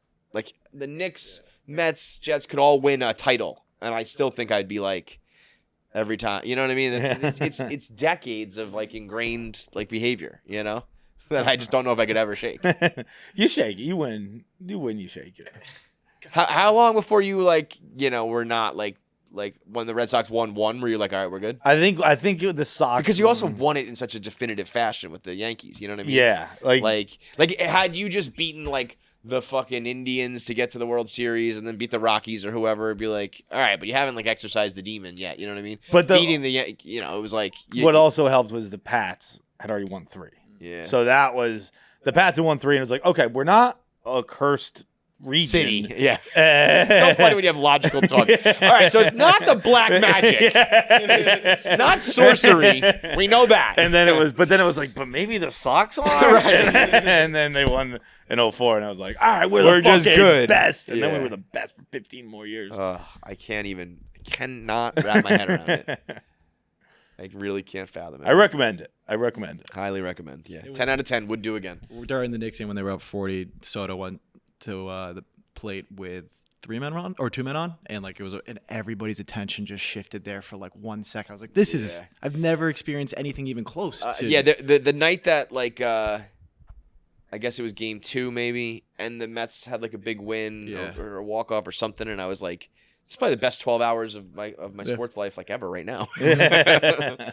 Thank God. Shout out to the Knicks for just nobody give a fuck about the Subway Series. Yeah. It's like, whatever. I don't know how it went, but I was, if I didn't go to the play, I was like, I think Friday night I was just like looking for stuff to do on the weekend. I was like, I actually might check out a Subway Series game. Fuck Yankee Stadium. Yeah. Yankee Stadium. Go to Citi Field. Yankee Stadium. Yankee Stadium definitively sucks. I've never been to a game at Citi. I went to Blink-182 at Citi, but I've never been to a game Citi there. is like great baseball experience all around, and I'm not just saying that. It really is. And then I saw a lot of Yankee fans tweets this weekend that I guess the Yankees are doing like a lot of extra. They're playing like music all the time. They're playing sound effects all the time, and like all Yankee fans hate it. I'm like, this is so great. You hate your own product. It's the best.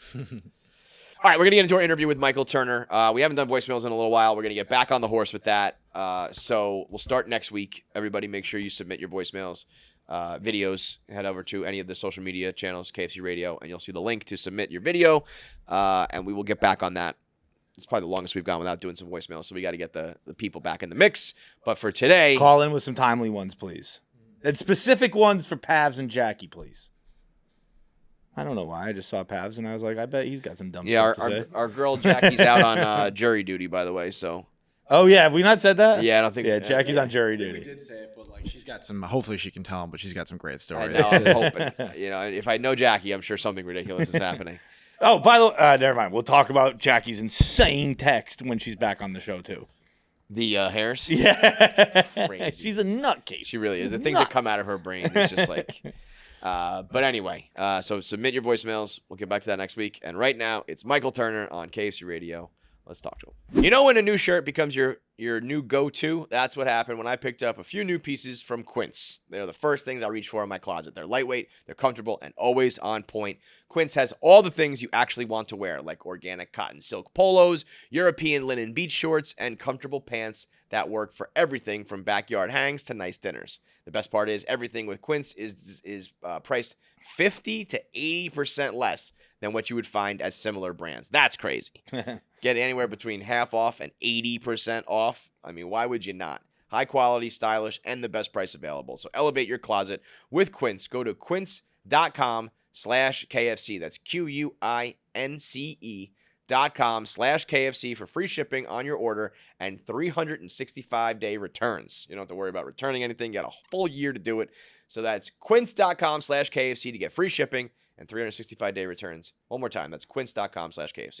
Quince, QUINCE. Sometimes I think if I, like you just said, I wanted to get out of Cincy, and like, Yeah. that makes sense. And sometimes I feel like if I was, when you're in New York, you don't think of like, I got to get out of here. You know what I mean? So that was, Yes. it wasn't really a thought of mine to be like, oh, I'm in this small town and I got bigger things to do. It was like, we're going to go to the city. I'm going to live in the city. So I wonder sometimes if I lived somewhere else, came up in a smaller place, Dude, if I would have had that feeling. I was thinking about that the other day because I don't think of myself as someone who was like, I got to get out of here or anything like that. Yeah. And for some reason, I was just thinking about, I don't know, I was high and I was just kind of like just thinking about my life. And I like did the math on where I lived from ages 14 to 28. Yeah. I lived in like 12 different places. Really? And Like 12 in the whole cities? Like Dude, I was in, I mean, technically, if you want to start at 15, I did a summer in Salamanca. But then from there, it was like, I lived in Massachusetts, and then it became Rhode Island, and then back to Mass, back to Rhode Island. So like, I'm counting those as two. Okay. But then to Vermont, Rhode Island, Florida, Rhode Island, New York, Boston, New York. There was like from like just 15 to East 28, Coast scum. Like every year. from 15 East to Coast 28, scum. every 6 months I moved. Yeah. And I Really? never thought of myself as a person who was like on the road or on the go or like a person who was traveling. Dude, there are people And- who never move like once. I know, dude. You Again, know? I'm from Cincinnati, bro. Yeah. I go back, and these cats are like, You might get there. a new apartment or something, but you're in the same Dog, fucking town your whole life. Some people haven't left. Like they think Kentucky is far away. Yeah, it's like, dog, right. You can see it across the river. Yeah, but I probably would be one of those guys. I don't You think you would dwell? I don't know. I'm not a big like. I don't think you're fancy if you're from New York or LA or Yeah. whatever. I think you can be in Cincy, you could be in Arizona, you Right. can be in Milwaukee, and maybe it's more of a modern thing with the internet or whatever. You can be wherever. You can be in a small market and kill it. You can whatever. Yeah. And I just don't put stock in the fact it's like you happen to be born in a different place than me, so you Right. think you're like fancier, smarter, better, more popular. I don't believe that. But it might just be convenient that the place I was born happened to be a big time land of opportunity. Because it's funny you say that, because literally the exact opposite mentality in my household growing up. My mother's born and raised in Brooklyn, then Long Island, Westbury, all that shit. And then my father's from LA. They met in Chicago. So big city. I was like raised by big city mentality, really. And like by my dinner table growing up, my mom had the New Yorker thing where it was the painting of it's just New York and then the river. And then nobody knows what else is out. It's like the world is New York City, right? Yes. Like that Yes. mentality, that like literally lived by every chicken parm she ever cooked. You know what I'm saying? Like all that shit. And she wasn't Italian, so it wasn't the best chicken parm. Love you, Ma. But like I think that mentality probably catapulted me to the way that I thought about leaving Cincy too, because they always moved around. My mom and dad were always like wherever the money might be and shit like that. Before they settled in Cincy, they were in San Diego, LA, Chicago, New York. You know, my dad was in the 80s. He was a salesman in New York. He ended up he was like a Steely Dan song. He was Scarsdale doing cocaine and a little bit too much tequila. ended up kind of like flatlining out of that. Didn't go well, ended up in Cincy. So that's the only reason I ended up in Cincy. But they both had that big city mentality. Yeah. So I think maybe that's what it was when I was I felt like I was capable of that because of them. To me, like when you said like New York is like, to me that's just my whole life is New York, really. Right. So like that's also why I will like shit on New York, or why like I hate the Yankees more than other teams, because like this is just my everyday life. So this is what I think about, and I don't even consider what's going on outside of this bubble. Yeah, you know. And I guess maybe when I don't know if there was it's kind of like, you know, you can talk shit about your own family, but if someone else on the outside did, so I don't know if there was ever a time where like it was the world against New York, maybe I would be more like prideful of it. But right now it's just like this is the only place that I live, that I like sometimes and I hate other times, and like I don't care about the outside. See, I think of it as the world versus New York a lot.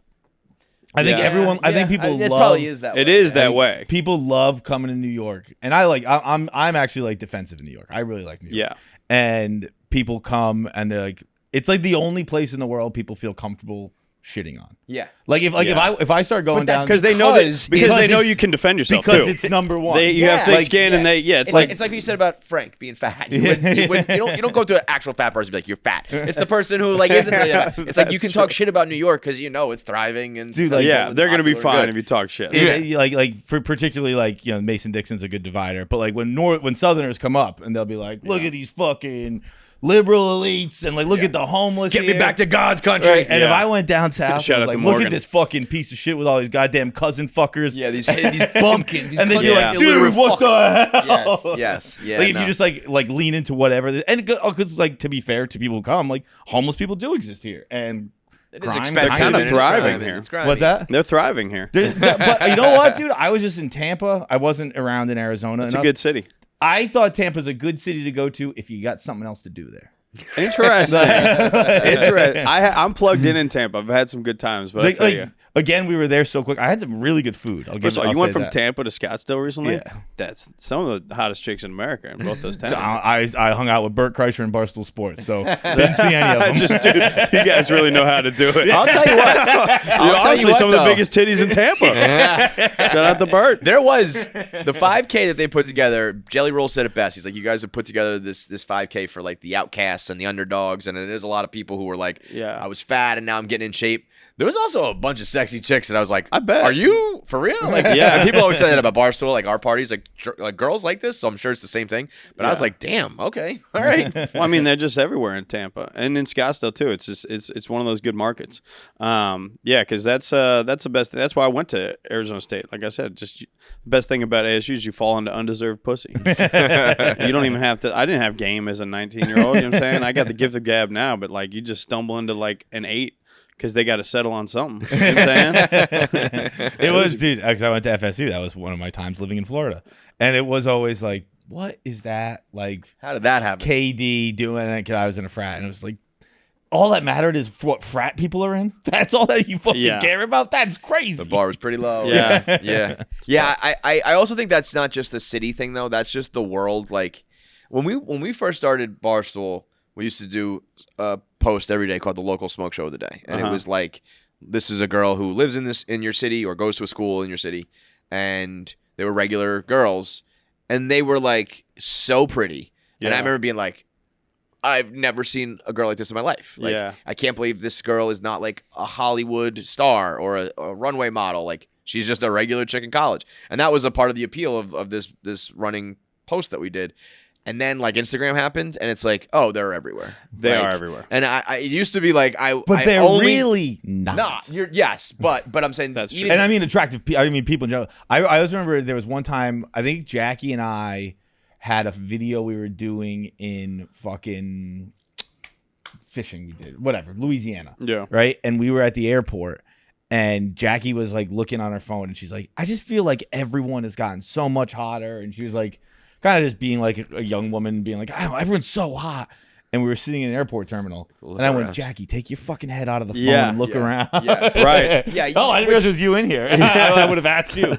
Right. The, It's like, buddy, we're in a layover in Des Moines. yeah, Look I was around. like, look around the fucking airport. Bunch of dude. mud Right, ducks but the and thing is, booger wolves. You never even used to have the like. You're right that it's not everywhere, but you never even used to have access to it. So the only Yeah. people you saw that looked like that were like Megan Fox. Yeah. You know? Yeah. And now, in the regular world, it's still that way. But you have, I mean, you'll right. find a random girl who has like 5 million followers and looks like she should be famous. But she And it's has like, all I don't even those- know who that fucking chick is. She's Yeah. got all those followers because everyone's like, "Who the fuck is this?" Like, Yeah. what percentage do you think is? I don't even want to say like crazy bananas hot. What percentage of the population is hot? Like above like a 7 or something. Sure. Probably. Damn. 10%. I was gonna Way too say. high. I was gonna say. so? I was gonna say 15, but you're right. It's I probably think not. I just try to think of it as a sample size. If like you walk into a room, you walk into a bar, and there's like 10 people, probably one of them is hot. You're like, Yeah. oh, shit, yeah, that if there's girl's like hot. 100 people. I was really gonna hot. say sub 5. I think it's 3 to 5. Yeah. Is like Sounds like you're pretty picky. I My father has said, "You walk into a bar with everybody below your standards. What do you do? See, but you I don't lower your think- standards." I don't think a majority is ugly either. I just think most people are just fucking. you look But like there a is person. that classic cliche of like, there's like, I'm from Cincinnati. It's like there's Cincinnati hot, and then there's LA hot. Yeah, right? yeah, yeah. And that is a real thing because you got to lower your standards in each of these markets. Also, when you go back to the Midwest, I fall in love with like a different type of chick. I'm in a relationship now, so I don't really fall in love with her. I love you, baby. She's Vietnamese. She will kill me. No, but like you lust after these chicks where you're like in Cincinnati. You're like, oh, this is great. She looks like she's got some sneaky tits under that flannel that she hasn't taken off since November. Like there's probably a couple of extra LBs to fuck around with, but they're hot for Cincinnati. Yeah. So I don't know. It varies everywhere. I'm also more open minded to it, just being from the Midwest. I'm very open minded to. I've been like I've been thinking about this recently. Just like I've been watching more movies and stuff, and the more I watch, real artist. the more I think like Watching film. Fucking up and out. Yeah, it literally was Fast Five, dude, the best of Paz the. think? Paz. Actually, I don't know if Paz loved it. Owen loved it. Owen loved it. That's the best of the movies. It's by It's the peak of the far. movies. Yeah. 5 to 7 is if you're like if you want to understand the Fast universe, 5 to 7. Those is are where, great. That's where the Yeah. bones were made. But like in just watching movies and stuff, I'm like, oh, these like because I had like actors on like this pedestal. I'm like, most of them just look like a regular ass fucking person. I mean, I'm out in LA. I do run into some people, and you are like, yeah, when you just see them eye to eye, it is crazy. I will say one person I saw that was like almost angelic, like a being of like some other level was I saw Kate Beckinsale face to face, and this was like also one, like bro. 8 years ago, and I was like, this is She's the one. She's She's always been just- the one. Then, that but was then, you know what crazy. she did is she kind of came down from like her pedestal with the commoners, though. She was dating MGK and these people who Yeah. are famous, but it was like you should be with like a tech billionaire, and Yes. that's it, Yeah, you know? yeah. She shouldn't be fucking around with any of us. she was the only one that I've seen, but like then I've also seen Gwyneth Paltrow, not great anymore. Tough looking broad. She had a good run though. I think Rachel there are, Bilson is the only person that ever stopped me in my tracks. Yeah, there are some. I walked out and I just instantly I didn't even know she was on a couch. I walked into a room and she was there, and I didn't know I didn't clock her originally, but I was just like I just saw the being and I was like, that person is a different breed than me. Well, like she's in the 3%. Yes. Other than just like the rest of us. I think there's 3% that are really hot, 3% that are disgusting, and then everyone else is just in the middle. Yeah. I mean, I think that also, to your point, it has changed now because the algorithm will hit you. You could be in any town in America, and if you post the right pictures, you're going to blow up just because that's how dudes are just thirsty on that shit. So Yeah. you can live wherever. Because when we were referencing, I went to Arizona State when I was 19 or 18 or whatever. This is 05, right? So, like, back then, the algorithm didn't exist. So what I always knew was the 5 hottest chicks in every high school in America, 1 or 2 of them went to Arizona State. Yeah. Before the algorithm. You know what I'm saying? So that was the collection of all You had the some of the algorithm hottest in the chicks. head. There were some of the worst people in the world at their core. The most vapid people Some in the world. yeah. horrible people, but I mean, just certified smokes. Yeah, that's a different. I mean, That was a different time. It's men, women, it's jobs, money. Like these big cities will funnel more of that. You'll have more of that. Yeah. But I just think that you can find like the prettiest girl in the world in Milwaukee. It's just I don't know. She didn't get out or didn't want to get out. The phrase "get out" is almost like I don't know. I have a nice job and a nice family in Milwaukee. I don't want to fucking leave. Well, one thing I know too, when you move to LA or New York too, the city will fuck you up too. So these more beautiful women that come there, I know that I got lucky because I met my girl within the first 6 months of her being in LA, and I think about that because you don't know what that city will do to somebody. It can turn you into the worst person. It could just turn you into just I don't know somebody that's a miserable. Whatever. But like, she should have given it a few more months. She probably could have found something. Honestly, 100%. But she's stuck now. You know what I'm saying? The boy's locked in. But yeah, she's just a regular chick that moved there that was beautiful and a dope ass chick and not tainted by the city yet. Yeah. And so you got to find them early. Scout them out. Keep your eyes you on 'em. waited at the arrival You just gate. moved from where? A regular town in America? I'm Mike. I put out. Turner's doing the gypsy cabs. He's just holding up an Uber thing. Yeah, You all right? You just moving in? yeah. Like the pimps in the 70s at Penn Station. I'll buy all your records off you for $100. Oh my God. I'll help you with your first apartment. You got to do a little work now. You're going to have to put a little work in now. Pimping is not easy. Did you ever watch that show, The Deuce? The Deuce. Oh, Dude, that's like I didn't ever watch it, but I know that you're was. talking I was like, oh damn, they did do that, huh? Yeah, that was real life. They got him. Was that with fucking the dude from How You Met Your Mother? Was he in that? Josh Radnor? I don't know, but I know Franco played Yeah, I two was gonna say people, Franco, and yeah. what was the dude, the Wire dude, David Simon? Yeah. created it. Franco's who I was thinking of. It's not Josh Radnor, but yes. Yeah, more Um, problematic, man. Yeah, the Deuce, the Minx was another one. Yeah. That That was actually a decent little show. Yeah. Didn't last. Dude, I was watching. I was telling Kevin about this one the other day, but I was watching Ted 2 the other day. Like I said, I don't watched know a if movie I a watched night. Ted too. I watched a lot of the classics. I love Ted. Cinema. It's It probably hits, right? honestly, it hits really hard. It's like the same. yeah, it's really funny. Yeah. But there's a scene in it where Ted and Mark Wahlberg break into a house to get. Ted's wife is trying to get pregnant. Sure. And so they break Fictional into a house. animated Yeah, bear. yeah. And it's the Naturally. same. You know what I'm saying? It's Keep the up. same- His wife. I forgot he's married. You're right. Yeah, I had watched Ted 1 the night before, and if you forget the girl from the that he works with, I love it. You're like, I don't want to miss any character development here. Any storylines I can't catch I was reading the up Reddit with. threads. I and the had to watch theories, Ted 1 and first. Recaps. you gotta catch up. Jesus. But they're married and they're trying to get sperm. Obviously, Ted doesn't have sperm, so they break I into did this see this, house. yes. And Tom Brady's in bed. Yeah. And he freaks out, and then like the next scene after that is Wahlberg getting covered in cum, and it's all like I was like, God, that's crazy that Brady did that. And then I realized that they called him a 4-time Super Bowl champion. And I was like, oh my God, Damn. after Brady did this, he won 3 more Super Bowls.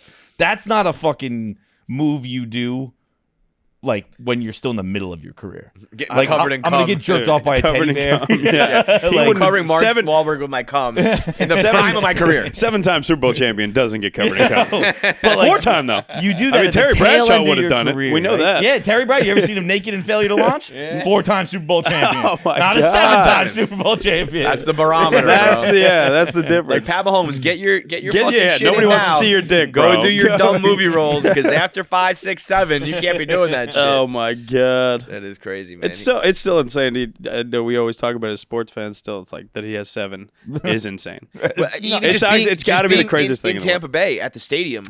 I'm looking at. I was the at that fucking- game. I was looking at the boat, the cannons, just like looking like just Tampa, and I was like, this was Tom Brady's. Like, Dude, he built one of these. Tampa Bay. Yeah. It was like Right. I was that at shit that over. Super Bowl. Again, I'm Tampa plug. Yeah. My best That friend was- lives down there. that was a It was COVID the Super Bowl COVID too, one. right? It was the Yeah, weekend one too. It was weird, but I mean, we just got bombed. Yeah. we got so hammered. My buddy bought a Mike Allstott signed helmet and was wearing it at the end of the night, trying to hit himself in the. It was great. It was a special weekend, but it was also like also COVID didn't exist in Tampa, so it was cool. Right.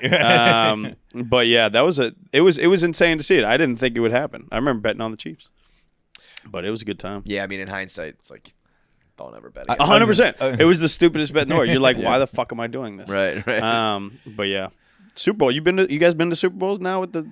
I've been to a couple. I've I've never been to the game. We always go to. Like, I've gone to two. Fortunately, I got into that one, and then the next year the Bengals were in it in L.A. Oh, right. and I got I'm a finesse champ. I find a way. 'Cause I put the feelers out there, and I got into that Super Bowl. Dude, the Super Bowl is I've never gone unless it was a Pats game because, like Kevin said, we go down and then usually if it's not Pats, get the fuck out of town. Right.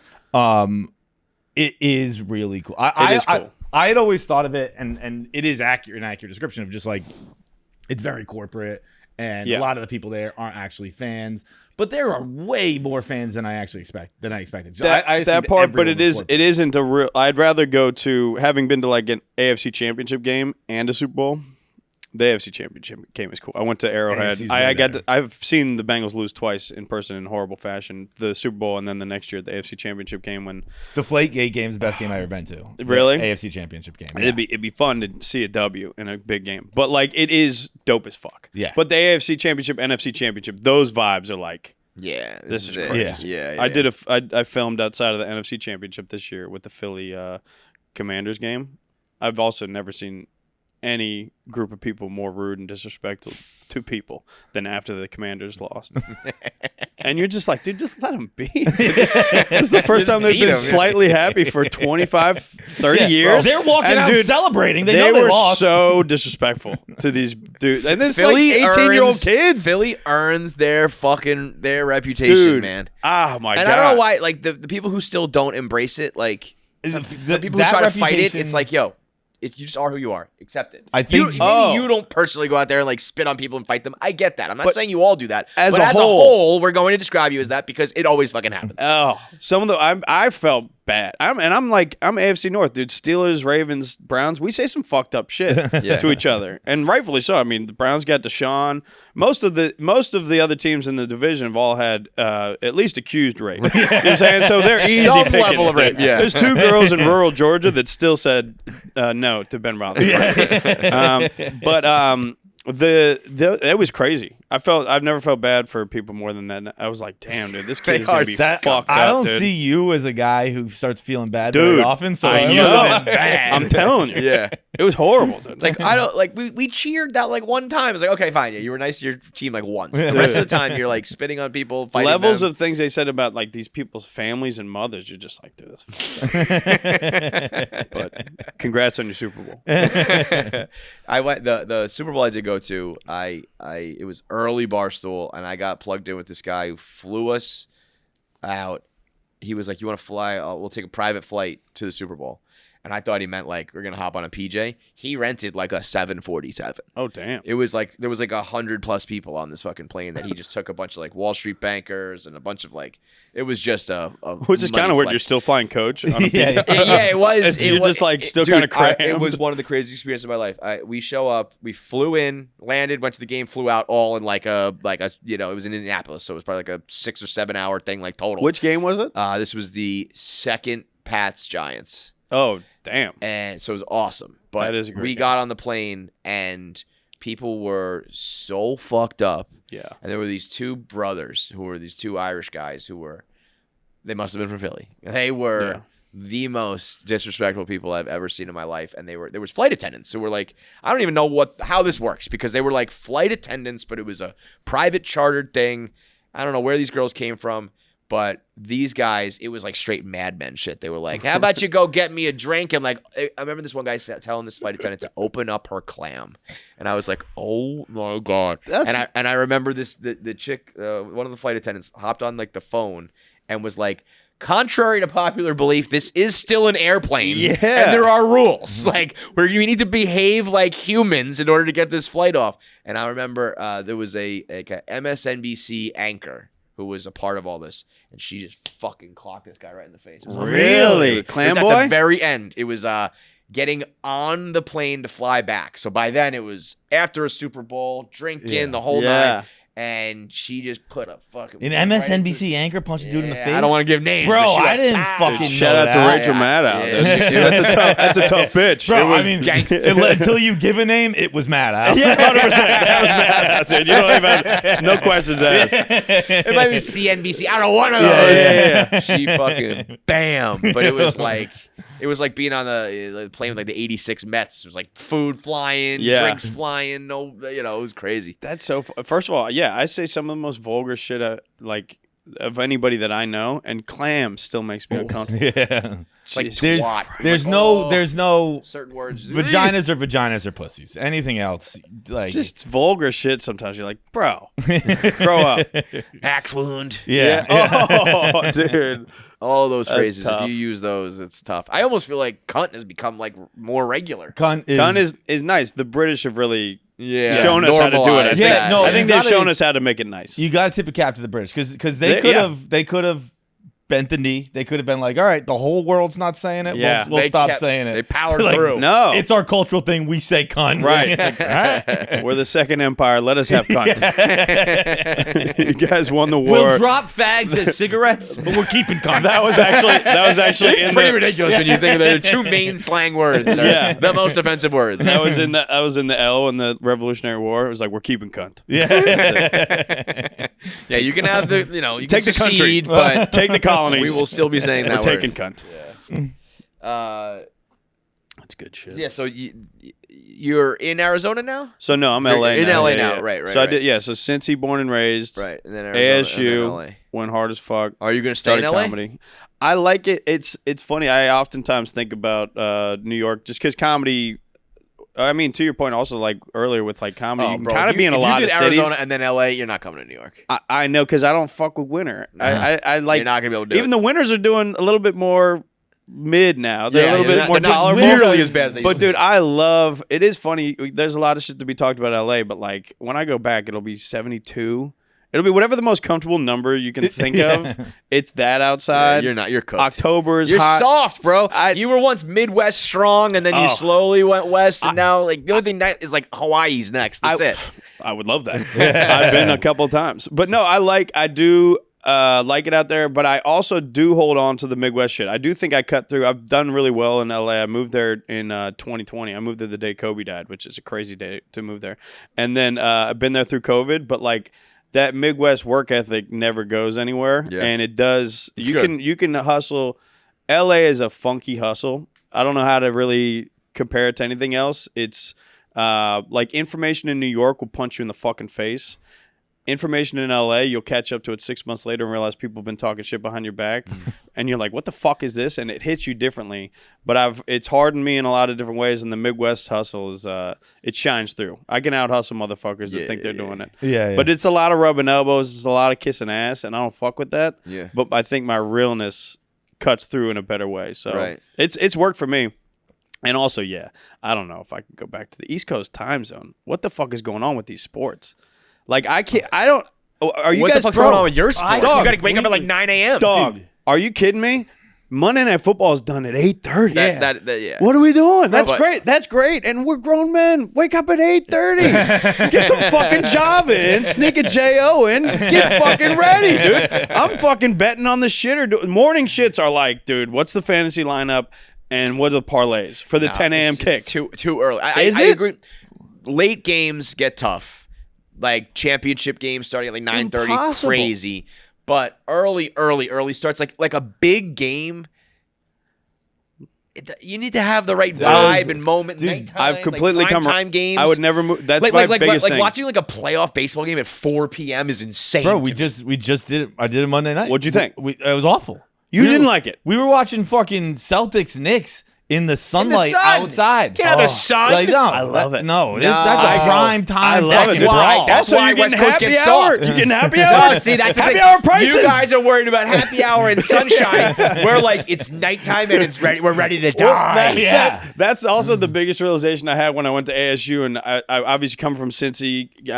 I fucking hate Ohio State, but some homies that went to Ohio State, whatever. Fucking, I'm from Cincy. Fuck all that shit. But like, they care so much, and they're like, well, you guys don't even have a fan base. It's like, yeah, dog, because when we lose, it's still 80 degrees outside. That's what I'm and saying. I might still fucking You go to the fuck around and beach get a and fucking- blower yeah. before sun goes Dude, down. see, Like, with us, we're doing and- fine. Live and die. That's all we got. That's it's like, all you got. I'm gonna go to bed at 1 a.m. Either with that miserable loss or- sitting in I know. my soul, Yeah. and I'm just gonna let it continue to sink down deeper. And Yeah. I'll wake up in a bad mood, and I won't be able to put my. So we finger can on it. I don't know immediately why. we can Wait. immediately drink it away. It's actually kind of nice, Bro, you're telling me, like, let's say you're a Yankees fan on the West Coast in 2004. Okay. And you have blown 3 games in a row. It is now Game 7 of the ALCS, and you've got to watch that in the afternoon.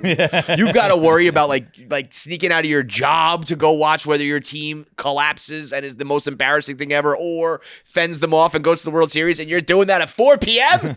That's fair. I would say on the back end of it, the best thing is it's 7 p.m. when you catch that L, and you can drink it all away with the boys. Because there's I'll still never more forget life to the lowest point in my 20s was first of all, I've had some probably lower points. Pathetic. I had a close friend die at 21. But it's like the lowest point ever. But the Bengals that time. Bengals were on a night. It was one of those nice Marvin years with Dalton and AJ Green, like 11-5. I think we did win the division, but it was like you probably don't remember, but like let's say week 16, 17, like we had AJ Green injury. I believe like whoever our running back was at the time was out. So we went from like winning the division to having good momentum to having like a depleted offense, and you're completely overmatched by whoever you're playing.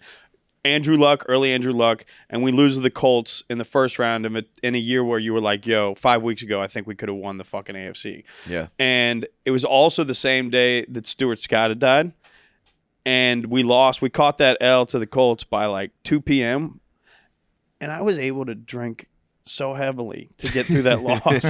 My boys still tell me it was the drunkest I ever was. I was like, because you're also R.I.P. Stu Scott. But secondly, you're like able to just get fucking blackout drunk. Yeah, sure, the sun's out, but like if you want it to get dark, there's a strip club down the street. You know what I'm saying? And you're gonna feel a little better. And I did feel better about things. And you do. I got through a lot of dark shit between like 4 p.m. and 10 p.m. The Vontaze Burfict Pittsburgh collapse happened at like 7 p.m. It's so weird to me. And I was in a Vontaze Burfict jersey. I almost got in a fight with the Steelers fan a little bit after that.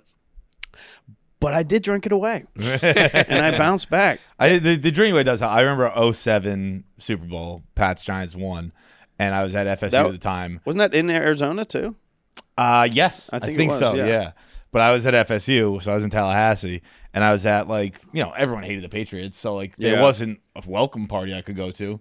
So I went to just my buddy's party and sat on the couch. I was the only person who really cared about the game, and I was just sitting on the couch with a 12-pack right here, right in front of the TV.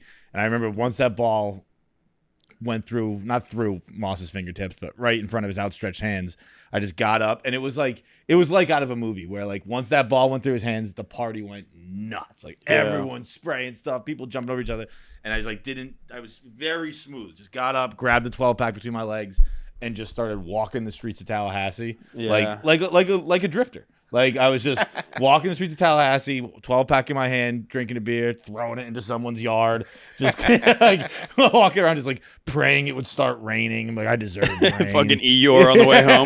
Dude, I remember, speaking of another low point, that it's speaking of LA too, and the softness, walking out of that LA SoFi Stadium after the Rams had beat the Bengals in the Super Bowl, and that was the time where I remembered how Rams fans and LA fans are so soft, because all I wanted to do was get in a fucking, maybe not a physical altercation, but I wanted to fucking talk some shit to a Rams fan.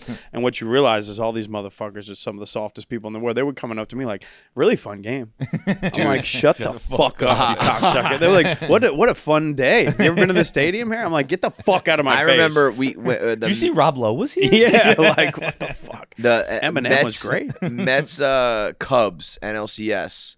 when the Cubs were like great. It was the year before they ended up winning the World Series. So They were the heavy favorite. Mets came out of nowhere. And I was like, nice little first round win, but we're going to get smoked in the NLCS. And we swept them. And I was at Game 4 in Wrigley. Or maybe Game 3. But it was Game 3 because I was at home. But it was like 3-0. It's over. Yeah. And we walked out of Wrigley. And everyone was like, we did karaoke. They're drinking, Wrigleyville. And I remember being like, I was kind of like, I could keep a low profile here. Like, I don't want to get fucked. I don't want to get beat up.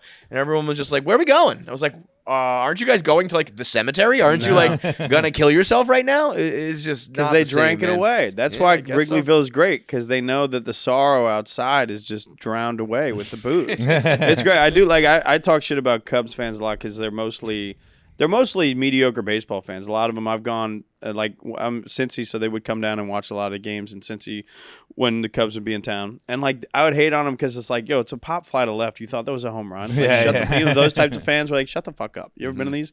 But they are kind of. They're fun. They're fun. They're harmless. Yeah. I'm happy they won the one. Claim to be the thing you're not. Yes. It's fine. Whatever. Yeah. That's something I've always had to defend, because once your teams get good, yes, the fan base grows and some of the fans suck. Yeah. But for like 20 years, it was like Boston, like Red Sox fans, pink hats and all that stuff. And you're like, yeah, I don't know. Everyone's not a diehard. They're good. So like people are happy to come on board. If you're a bad franchise, you'll never have bandwagon fans. That's why I love good teams have bandwagon fans. Bandwagon fans is a good thing. I do appreciate being a Bengals and Reds fan like I have been my whole life, and Bearcats. Because Reds fan, dude, it is, and I'm a Mets fan, bro. It being is. a I've been a Reds fan my whole life. Thank God for Joey Votto. Yeah, bro. We're gonna do a lot here today. We're not gonna talk shit about Joey Votto. Look, I like Joey Votto. Joseph Daniel Votto will not be disgraced. I'm honestly, I'm a Joey Votto fan. He seems really funny. One of the greatest hitters of all time. I'm really happy I had David Ortiz, not him. No, we were bad because of a lot of different things. We also ran into like Cliff Lee and the Phillies one year. Yeah. We had such a good team. We had like 2010 to 2013. We had the Brandon Phillips year, and we literally ran into like Roy Halladay perfect game, and like something else. I was like, Jesus Christ. We were up 2-0 against the Giants, and when it was the 5-game series, and you'd play 2 on the road and then come home for 3, we go to San Francisco, win 2. And we lose 3 games in Cincinnati because Roland can't get a fucking. Why are we bringing up old shit? What I'm saying is, being a Bengals Reds fan, even Bearcats too, is that when it pops off, when it happens, it's gonna be the fan base is gonna be so like. It might grow then, but we deserve nice things. I know. Like the people that are really there riding will be so fucking satisfied. It makes it sweeter. It'll be dope. But I'm so sick of hearing that, man. People keep saying that when you finally do win, it's going to mean so much. I'm like, well, you're talking as a Mets fan. Yeah, it's tough. It's like people who try and use it to as an excuse to trade franchises or change franchises. I think that's crazy. But I think like I would want to trade if you're like if you're like a Mets fan, you're like, we're never gonna win. I'm gonna become a fucking Giants fan. You couldn't, right? But if you give, I give my franchises less attention when they're not trying. I would never trade or something. I don't like let that. them. Not even I don't about let them hurt me. It's about picking a new one. Like if you said to me, like I know old people who are like, I was a Brooklyn Dodgers fan. They left. I'm out. I'm no longer a fan.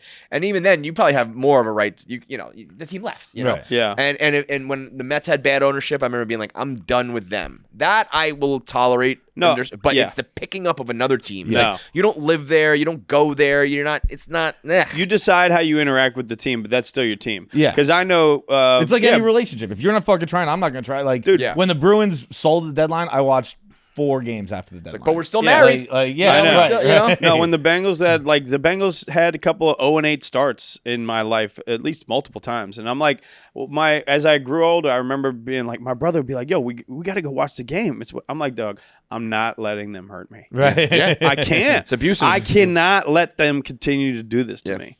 And I reached my absolute. I was on the verge, and then Cohen bought the Mets, and like that's the only thing that. If that didn't happen, I would probably be out by now. Jackpocket is America's #1 lottery app.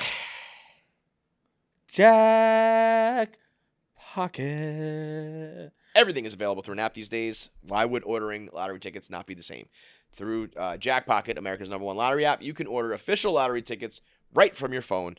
games like Powerball, Mega Millions, and even daily games like Cash for Life. Right now, Powerball's at 134 mil. You got Mega Millions at 139 mil. If you are in certain select states, you can do the scratch-off tickets, where you just go to a little get that satisfaction of getting the money right on the spot. Right now, you name it, they've got it. Millions of dollars in lottery prizes have been won using Jackpocket, and you could be next. So get started with $5 off your first lottery ticket order with code KFC. So I think that's $1 a ticket, usually a couple bucks tickets. You're talking about, a couple tickets for free, 5 tickets for free, all when you use promo code KFC at checkout on Jackpocket. That's jackpocket.com. Download it in the App Store and use code KFC at checkout for all of your lottery needs. Promo code KFC, jackpocket.com. And it is funny because I know it's easy to shit on like Reds, Bengals, Bearcats shit, but like, dude, Jets, Mets guys are. I don't know. The only if reason I shit on them, it's like you make fun of fat people. Like I'm one of you. You know it's what I mean? Tough. It's. I always argue it's worse because in smaller cities you win together and you lose together. Yeah. When my teams, I have right across town, I have dynasties. Giants have been bad for a while now, but they had Super Bowls. And the Yankees, and there's the haves and the have-nots. So it's like not only do we suck, but we have an example right across town of the right way to do it. Yeah. With the money and the resources and all the things we could have, and we're just not doing it. And when you win, 70%, 60%, 70% of the city still shits on you. Yeah. So we've got it like coming from all angles. Whereas in Minnesota, you're all happy together, you all lose together. You know? And Cincy, we go to Kentucky. They're mourning our losses there too. You got parts of Indiana. We're like, let's go. You guys are sad too. Let's party. What's you got a casino? Basketball. So Cincy. The only teams I adopted outside of Cincy was when I went to Phoenix. Obviously, Sun Devils, hardcore, which was dope last year. Saw them win the Big 12 championship, and then Suns. Yeah. So I went 05. I moved there, and Nash got there like either 04 or 05. That was a fun I just time. saw him in Arcadia too, and I just saw him. Did you see him? Yeah. Did he come out? Yeah. He's I saw him like 2 weeks ago at my brother's bar. Yeah. And dude, I was cool the whole time, but my girl was with me, and I was like, baby, that's that guy that I told you about. My favorite honky ever. And dude, One of the all-time great whites. Yeah, you just like Canadian whites. Dude, Canadian, yeah, 100%. Joseph Daniel Votto and Steve Nash, they've done well by me. And dude, I did play it cool, but I had to say something because I was like, yo, man. I mean, some of my that's what sucks is Cincy is as fuck, but like some of my happiest memories have been actually Steve Nash and the Suns. If they didn't run into those, Kobe, Shaq, and the Lakers, dude, they probably win a chip. Or if they didn't, or if Steve Nash didn't get run into by Robert Horry with a hip check, and all of a sudden 2 guys are coming off the bench, they suspend them game 6 in the 07. What the fuck is going on again? That shit pisses me off, dude. 07 Spurs, fuck you, dude. Also, Popovich, you're a great coach, but fuck you. Enjoy your retirement. Now, first of all, not a retirement. He has to be president. Yeah, I know. It's like he got promoted, basically. It's crazy. Taking on more responsibility. But no, those Suns teams were so fun. Yeah, Mari. It was such pure joy. And then it's funny. Sean Marion. And then you look at it now. Yeah, Marion, fucking like early Q Rich was popping off. Jason Richardson was popping off on those teams. And then I think one of them banged Nash's wife, Barbosa, I think. That was the rumor, Nash's kid But popped up black. That's the rumor with every trade. Like the same thing happened That's in a San fun one, Antonio. though. That's a fun one. Yeah, They divorced like 6 months later, and Barbosa got traded. There's some tea leaves. There's some tea leaves on that one where I you're can like, connect the dots. 100%. It was Tony Parker with the Spurs, right? Tony Parker and and then before that wait. it was Jason Kidd, Jim Jackson, and Jamal Mashburn I back love in it. the early Mavs days. And then By the way, those are rumors, but like NBA players are fucking, and I don't doubt that 100%. that's happened. I don't know about those Delonte specific- West banged his mom. But that's the best one. Yes, they're have greater sexual exploits than us, but like it's a job. Like, can you imagine it just at your work? I think it's more the women. I think there are women who are plugged into that scene, and they're like, "I'll fuck this one or that one or that." And I think they also misread value where she probably was like, "Yo, Barbosa's kind of on the come up." You know what I'm saying? You she should doesn't have rode understand that Steve Nash Yeah, wave. she didn't see the 2010 Suns run to the Western Conference Finals ahead of her. Shout out to Nash. But some of my happiest memories, yeah. So that's the only 2 teams I rock with outside of that is Sun Devils, obviously. I was there at James Harden. Those years were dope. Yeah. And then I also will say this. Nobody is less clutch than James Harden. Dude, Holy nobody has shit. disappointed me ever. I've never been more ashamed of being associated with somebody at their college Yeah, peak like, this is my guy. to and turn then- into a pro. And I'm actually out on him completely. I mean, that's the whatever he does is the exact opposite of how I think people should play basketball. And I get that he'll be a Hall of Famer. He'll be one of the greatest. He changed the game like In the most- Jordan, Shaq, like a bunch of the main greats. He changed the game probably just as much as those guys. in the worst way. Yeah. Dude, I saw a stat. I'm ashamed. He has 55 playoff games with 4 or less field goals. What? That is Crazy. 55? a lot of duds. It's crazy when you see the line because the 55 other of, game was what 10-point games. Was it you know? Game 7 was like 9 points or 7 Yeah, points? terrible. It's shameful and stuff. Game 7 is just like his. Because if it was like kryptonite. 18 points, you're not even. You're a little pissed off still. yeah, but like these are single complete digits, dude? disappearing games. That And I- actually shocks me too, because like I don't think of James Harden as someone who would get scared of the bright lights. Because I don't Yeah. think he's even like acknowledge. Like I seems don't know. like I he's don't- calm- I don't- I'm not a he's basketball He's almost guy, like but- Kanye-esque in a way. Like, Yeah. he's like above. But I think beyond he's all that almost. shit. But he seems like a dude that's calm, collect. But then he's too calm, Right. In those Yeah, moments, he you do doesn't- he have to doesn't gear have up. that. Yeah, That's the thing. That's he stays the same. because He's and I'm sure we're kind of all same age range. Like AI was like my first love, Mm-hmm. and then I used to hate Kobe just because I hated that Lakers early 2000s run, and then you're like, I love this guy. Oh yeah, no, like you came on, I was a Kobe. Russell Westbrook You're like, guy. after Eagle, Colorado. Like, After post Post-rape, he was my allegations.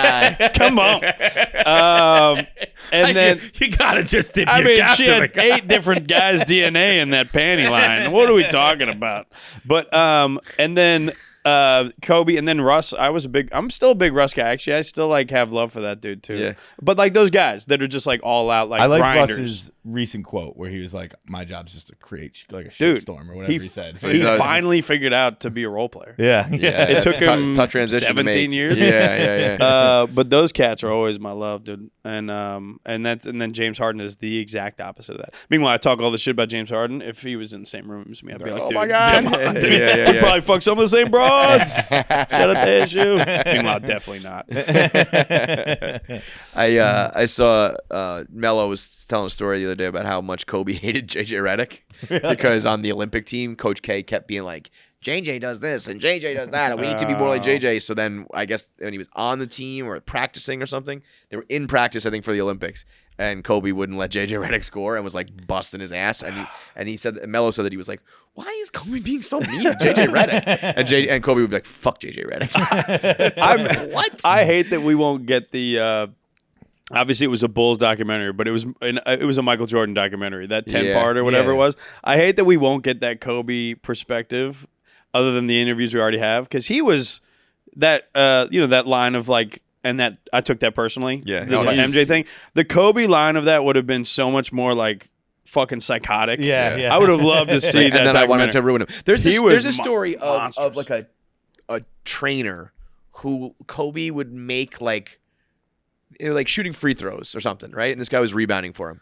And Kobe would like make him run to the other baseline and come down and then pass him the ball. And he just made like this guy run sprints or something like that. And people were like, yeah, what a competitor. I was like, he's just being an asshole to some like minimum wage fucking like locker room attendant. Why does this have to do with competition? This is bully What? mentality. I love it.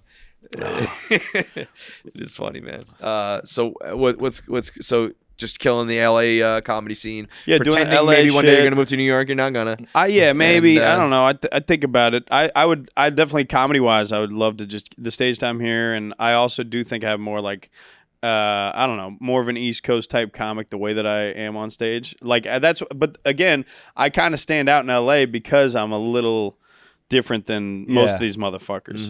Mm-hmm. And I'll walk off stage sometimes. Like I'll do a show in Venice. I was running this 10 minutes for a big taping I did. You'll see it at some point this summer. You guys know Don't Tell Comedy. Yeah. I did a 12-minute or 12-minute special for them that'll be dropping at some point. Cool. And I'm running that set in Venice at this room that's probably, it's a lot of, it ended up being like, I don't know, there's like 8 to 10 just lesbians throughout whatever. I knew that because 2 comics performing were both lesbians, so they're talking about. I went up there and I ate a dick with this polished set for like 10 to 12 minutes. And I'm able to know enough about LA and my comedy to walk off that stage and be like, that's going to kill when I tape it in Columbus, Ohio. Because, like, these motherfuckers don't know what the fuck they're talking about, right? Sometimes they fucking hate me in L.A. Yeah. They really hate me. But I've gotten to a point where I understand that when they really don't like what I'm saying, that actually means it's going to kill in Kansas City. Fucking, you know what I'm saying? The Midwest, I'm like, it's going to crush. They might fucking raise me out of fucking Kalamazoo, Michigan as the mayor. You know what I'm saying? Like, so... Gotta know your audience. It's know the reactions and shit. But yeah, LA's been good, and then I do the thing the last 2 years, because I think the last time I was here I was just starting it, but I started a comedy tour every football season where I go to every Bengals road game. I do a show the night before, and then I'll do the tailgate and do man on the street shit. That's dope. And then so I'll do every Bengals road game, and then I'll also do probably like 5-6 games outside of that. So last year I went to Philly a couple times. What are the crowds Buffalo. like? Are they like the crowd for your show the night before the game? Is it largely Cincy I'm fans? still growing it. It is a lot of Bengals fans that are on the road going to the game. But then also, like, the nice thing is when I go to these road games and do the tailgates, I'm actually fucking with these fan bases more. So, like, those fan base, I'm not, like, being an asshole either. I am. But, like, in a way that a fan would be an asshole, right? Bust the balls, I'm bringing up the fact that Ray Lewis definitely, if he didn't kill him, knows who killed those two people. You know what I'm saying? We're going to talk about that. And so... I do get the football fan bases, but also, like, I'm popping in comedy. In comedy these days, you got to hit the fucking throw the spaghetti against the wall as much as you can. I do stand-up clips. I do the man on the street shit. I do walk and talk videos where I'm talking shit. So however the audience finds me, those audiences are football based a lot of the times, but sometimes it's just people that found me through stand-up or whatever like that. So that's dope. It's nice and diverse. I can get my football shit off though if I want to do those jokes, but I can also do whatever. That's great, man. So it's been fun, and then I'll do just cool shit. Like I went to the NFL draft a couple recently. It's good to stay plugged in sports. Like you have your comedy thing, but sports is get some of that gambling money, get some of that fan base. Well, like it's do what you diversification. You guys know it though. It's like I looked at it like a couple years ago. I was like, yo, what do I love? I love comedy. What are the other things I love that I can fucking Venn diagram it and like fucking sports? I love talking shit. And I know sports well enough to talk shit. I did Madison Square Garden a couple years ago for the Knicks game. Like I'll just go fucking pull up with a camera and a mic, see what the fuck happens. Right. And I'm not trying to be the dude that's like putting a microphone in front of you and being like, you say something dumb. Yeah. I'm actually doing I'll whatever. be dumb too. I'm gonna cut into it too and start some shit. So like went to the NFL draft in Green Bay. I just tried to find a sober Packers fan for like an hour. I did find a 12-year-old and he was on his father's shoulders and he was like, I am sober. I was watching that draft. I can't imagine. Like what? Paint me the scene, like, dude. What's the draft guy? What's the draft like, dude? Going to the draft. It used to be in New York. It is insane. I was thinking about that too. You're just going to watch names be called out. You're not seeing for some anything. reason, I watched like the 4th round. It is the saddest version of a 45-year-old football fan with his 12 friends that are traveling in to watch young 20-year-old black men get drafted by 80-year-old white men. It's fucking weird. And you scream and yell, and you don't know whether it's gonna be a bust or a hit. You're just reacting 100%. based on whatever Mel Kiper says, and like you have no idea. I hate overreaction guy on NFL draft day too, because like the Bengals drafted this dude that had 4.5 sacks. It was SEC defensive end Shamar Stewart. I don't know anything about this guy, dude. Everybody's mad. Right. I'm like, dude, this guy looks like a physical freak. This is the one, and then he's the bust, and it's like, now you're the asshole. It's like, dude, just chill. Yeah, just chill. I said that recently that like I've realized with my sports fan, like I like watching the sports. I don't care about like projecting where this guy's going to be. 100%. This trade was smart. No one fucking knows. I don't know. Let's go play the game and figure it out. They act like there's a bunch of evidence that you can take and predict it. It's like, no, there's more evidence to prove that you're fucking wrong. Right. We all don't know what the fuck we're talking about. Just let this shit happen. Hopefully you got good coaching. Yeah. Right. But like the draft in general was weird. I like that they've done. I never went when it was in New York. I bet that was a thing. I don't know. I think it's weird still. But at least you're going to New York. You can be like, yo, let's go to New York City. Make a weekend out of it or whatever. Right. Now they're going to these cities. Wisconsin is like... It was bizarre, dude. Luckily, I was in Green Bay and I got a homie from Milwaukee. You need like 2 people to be plugged into the whole scene there. Yeah. I knew the 2 guys. And so like it was fun. End of the night, we were just getting bombed at this bar, 335. You ever in Green Bay? Great spot. And then like we were plugged into the social scene well enough where the nights were fun. But I could see that being a very sad weekend if you were just like, dude, I was saying, friends. I think the episode after the draft, I was saying to Jackie and Pabs that like it's gonna change our standing in the world. Where we're after the draft, because again, I watched like the third or fourth round. I forget which round. Oh, and you watched the third and fourth round? It's I had already left Green Bay by then. Bro, it's how I actually liked watching the draft. Like my uncle would have a draft party when I was a kid, and I would go because it was only. Sounds like you have trauma. It was on Saturdays. Yeah, it wasn't like a Thursday night event, Friday night Fair. event. It was a Saturday. It was like what you just kind of watch like midday as you're kind of mulling around. And so I still like watching the afternoon on the weekend.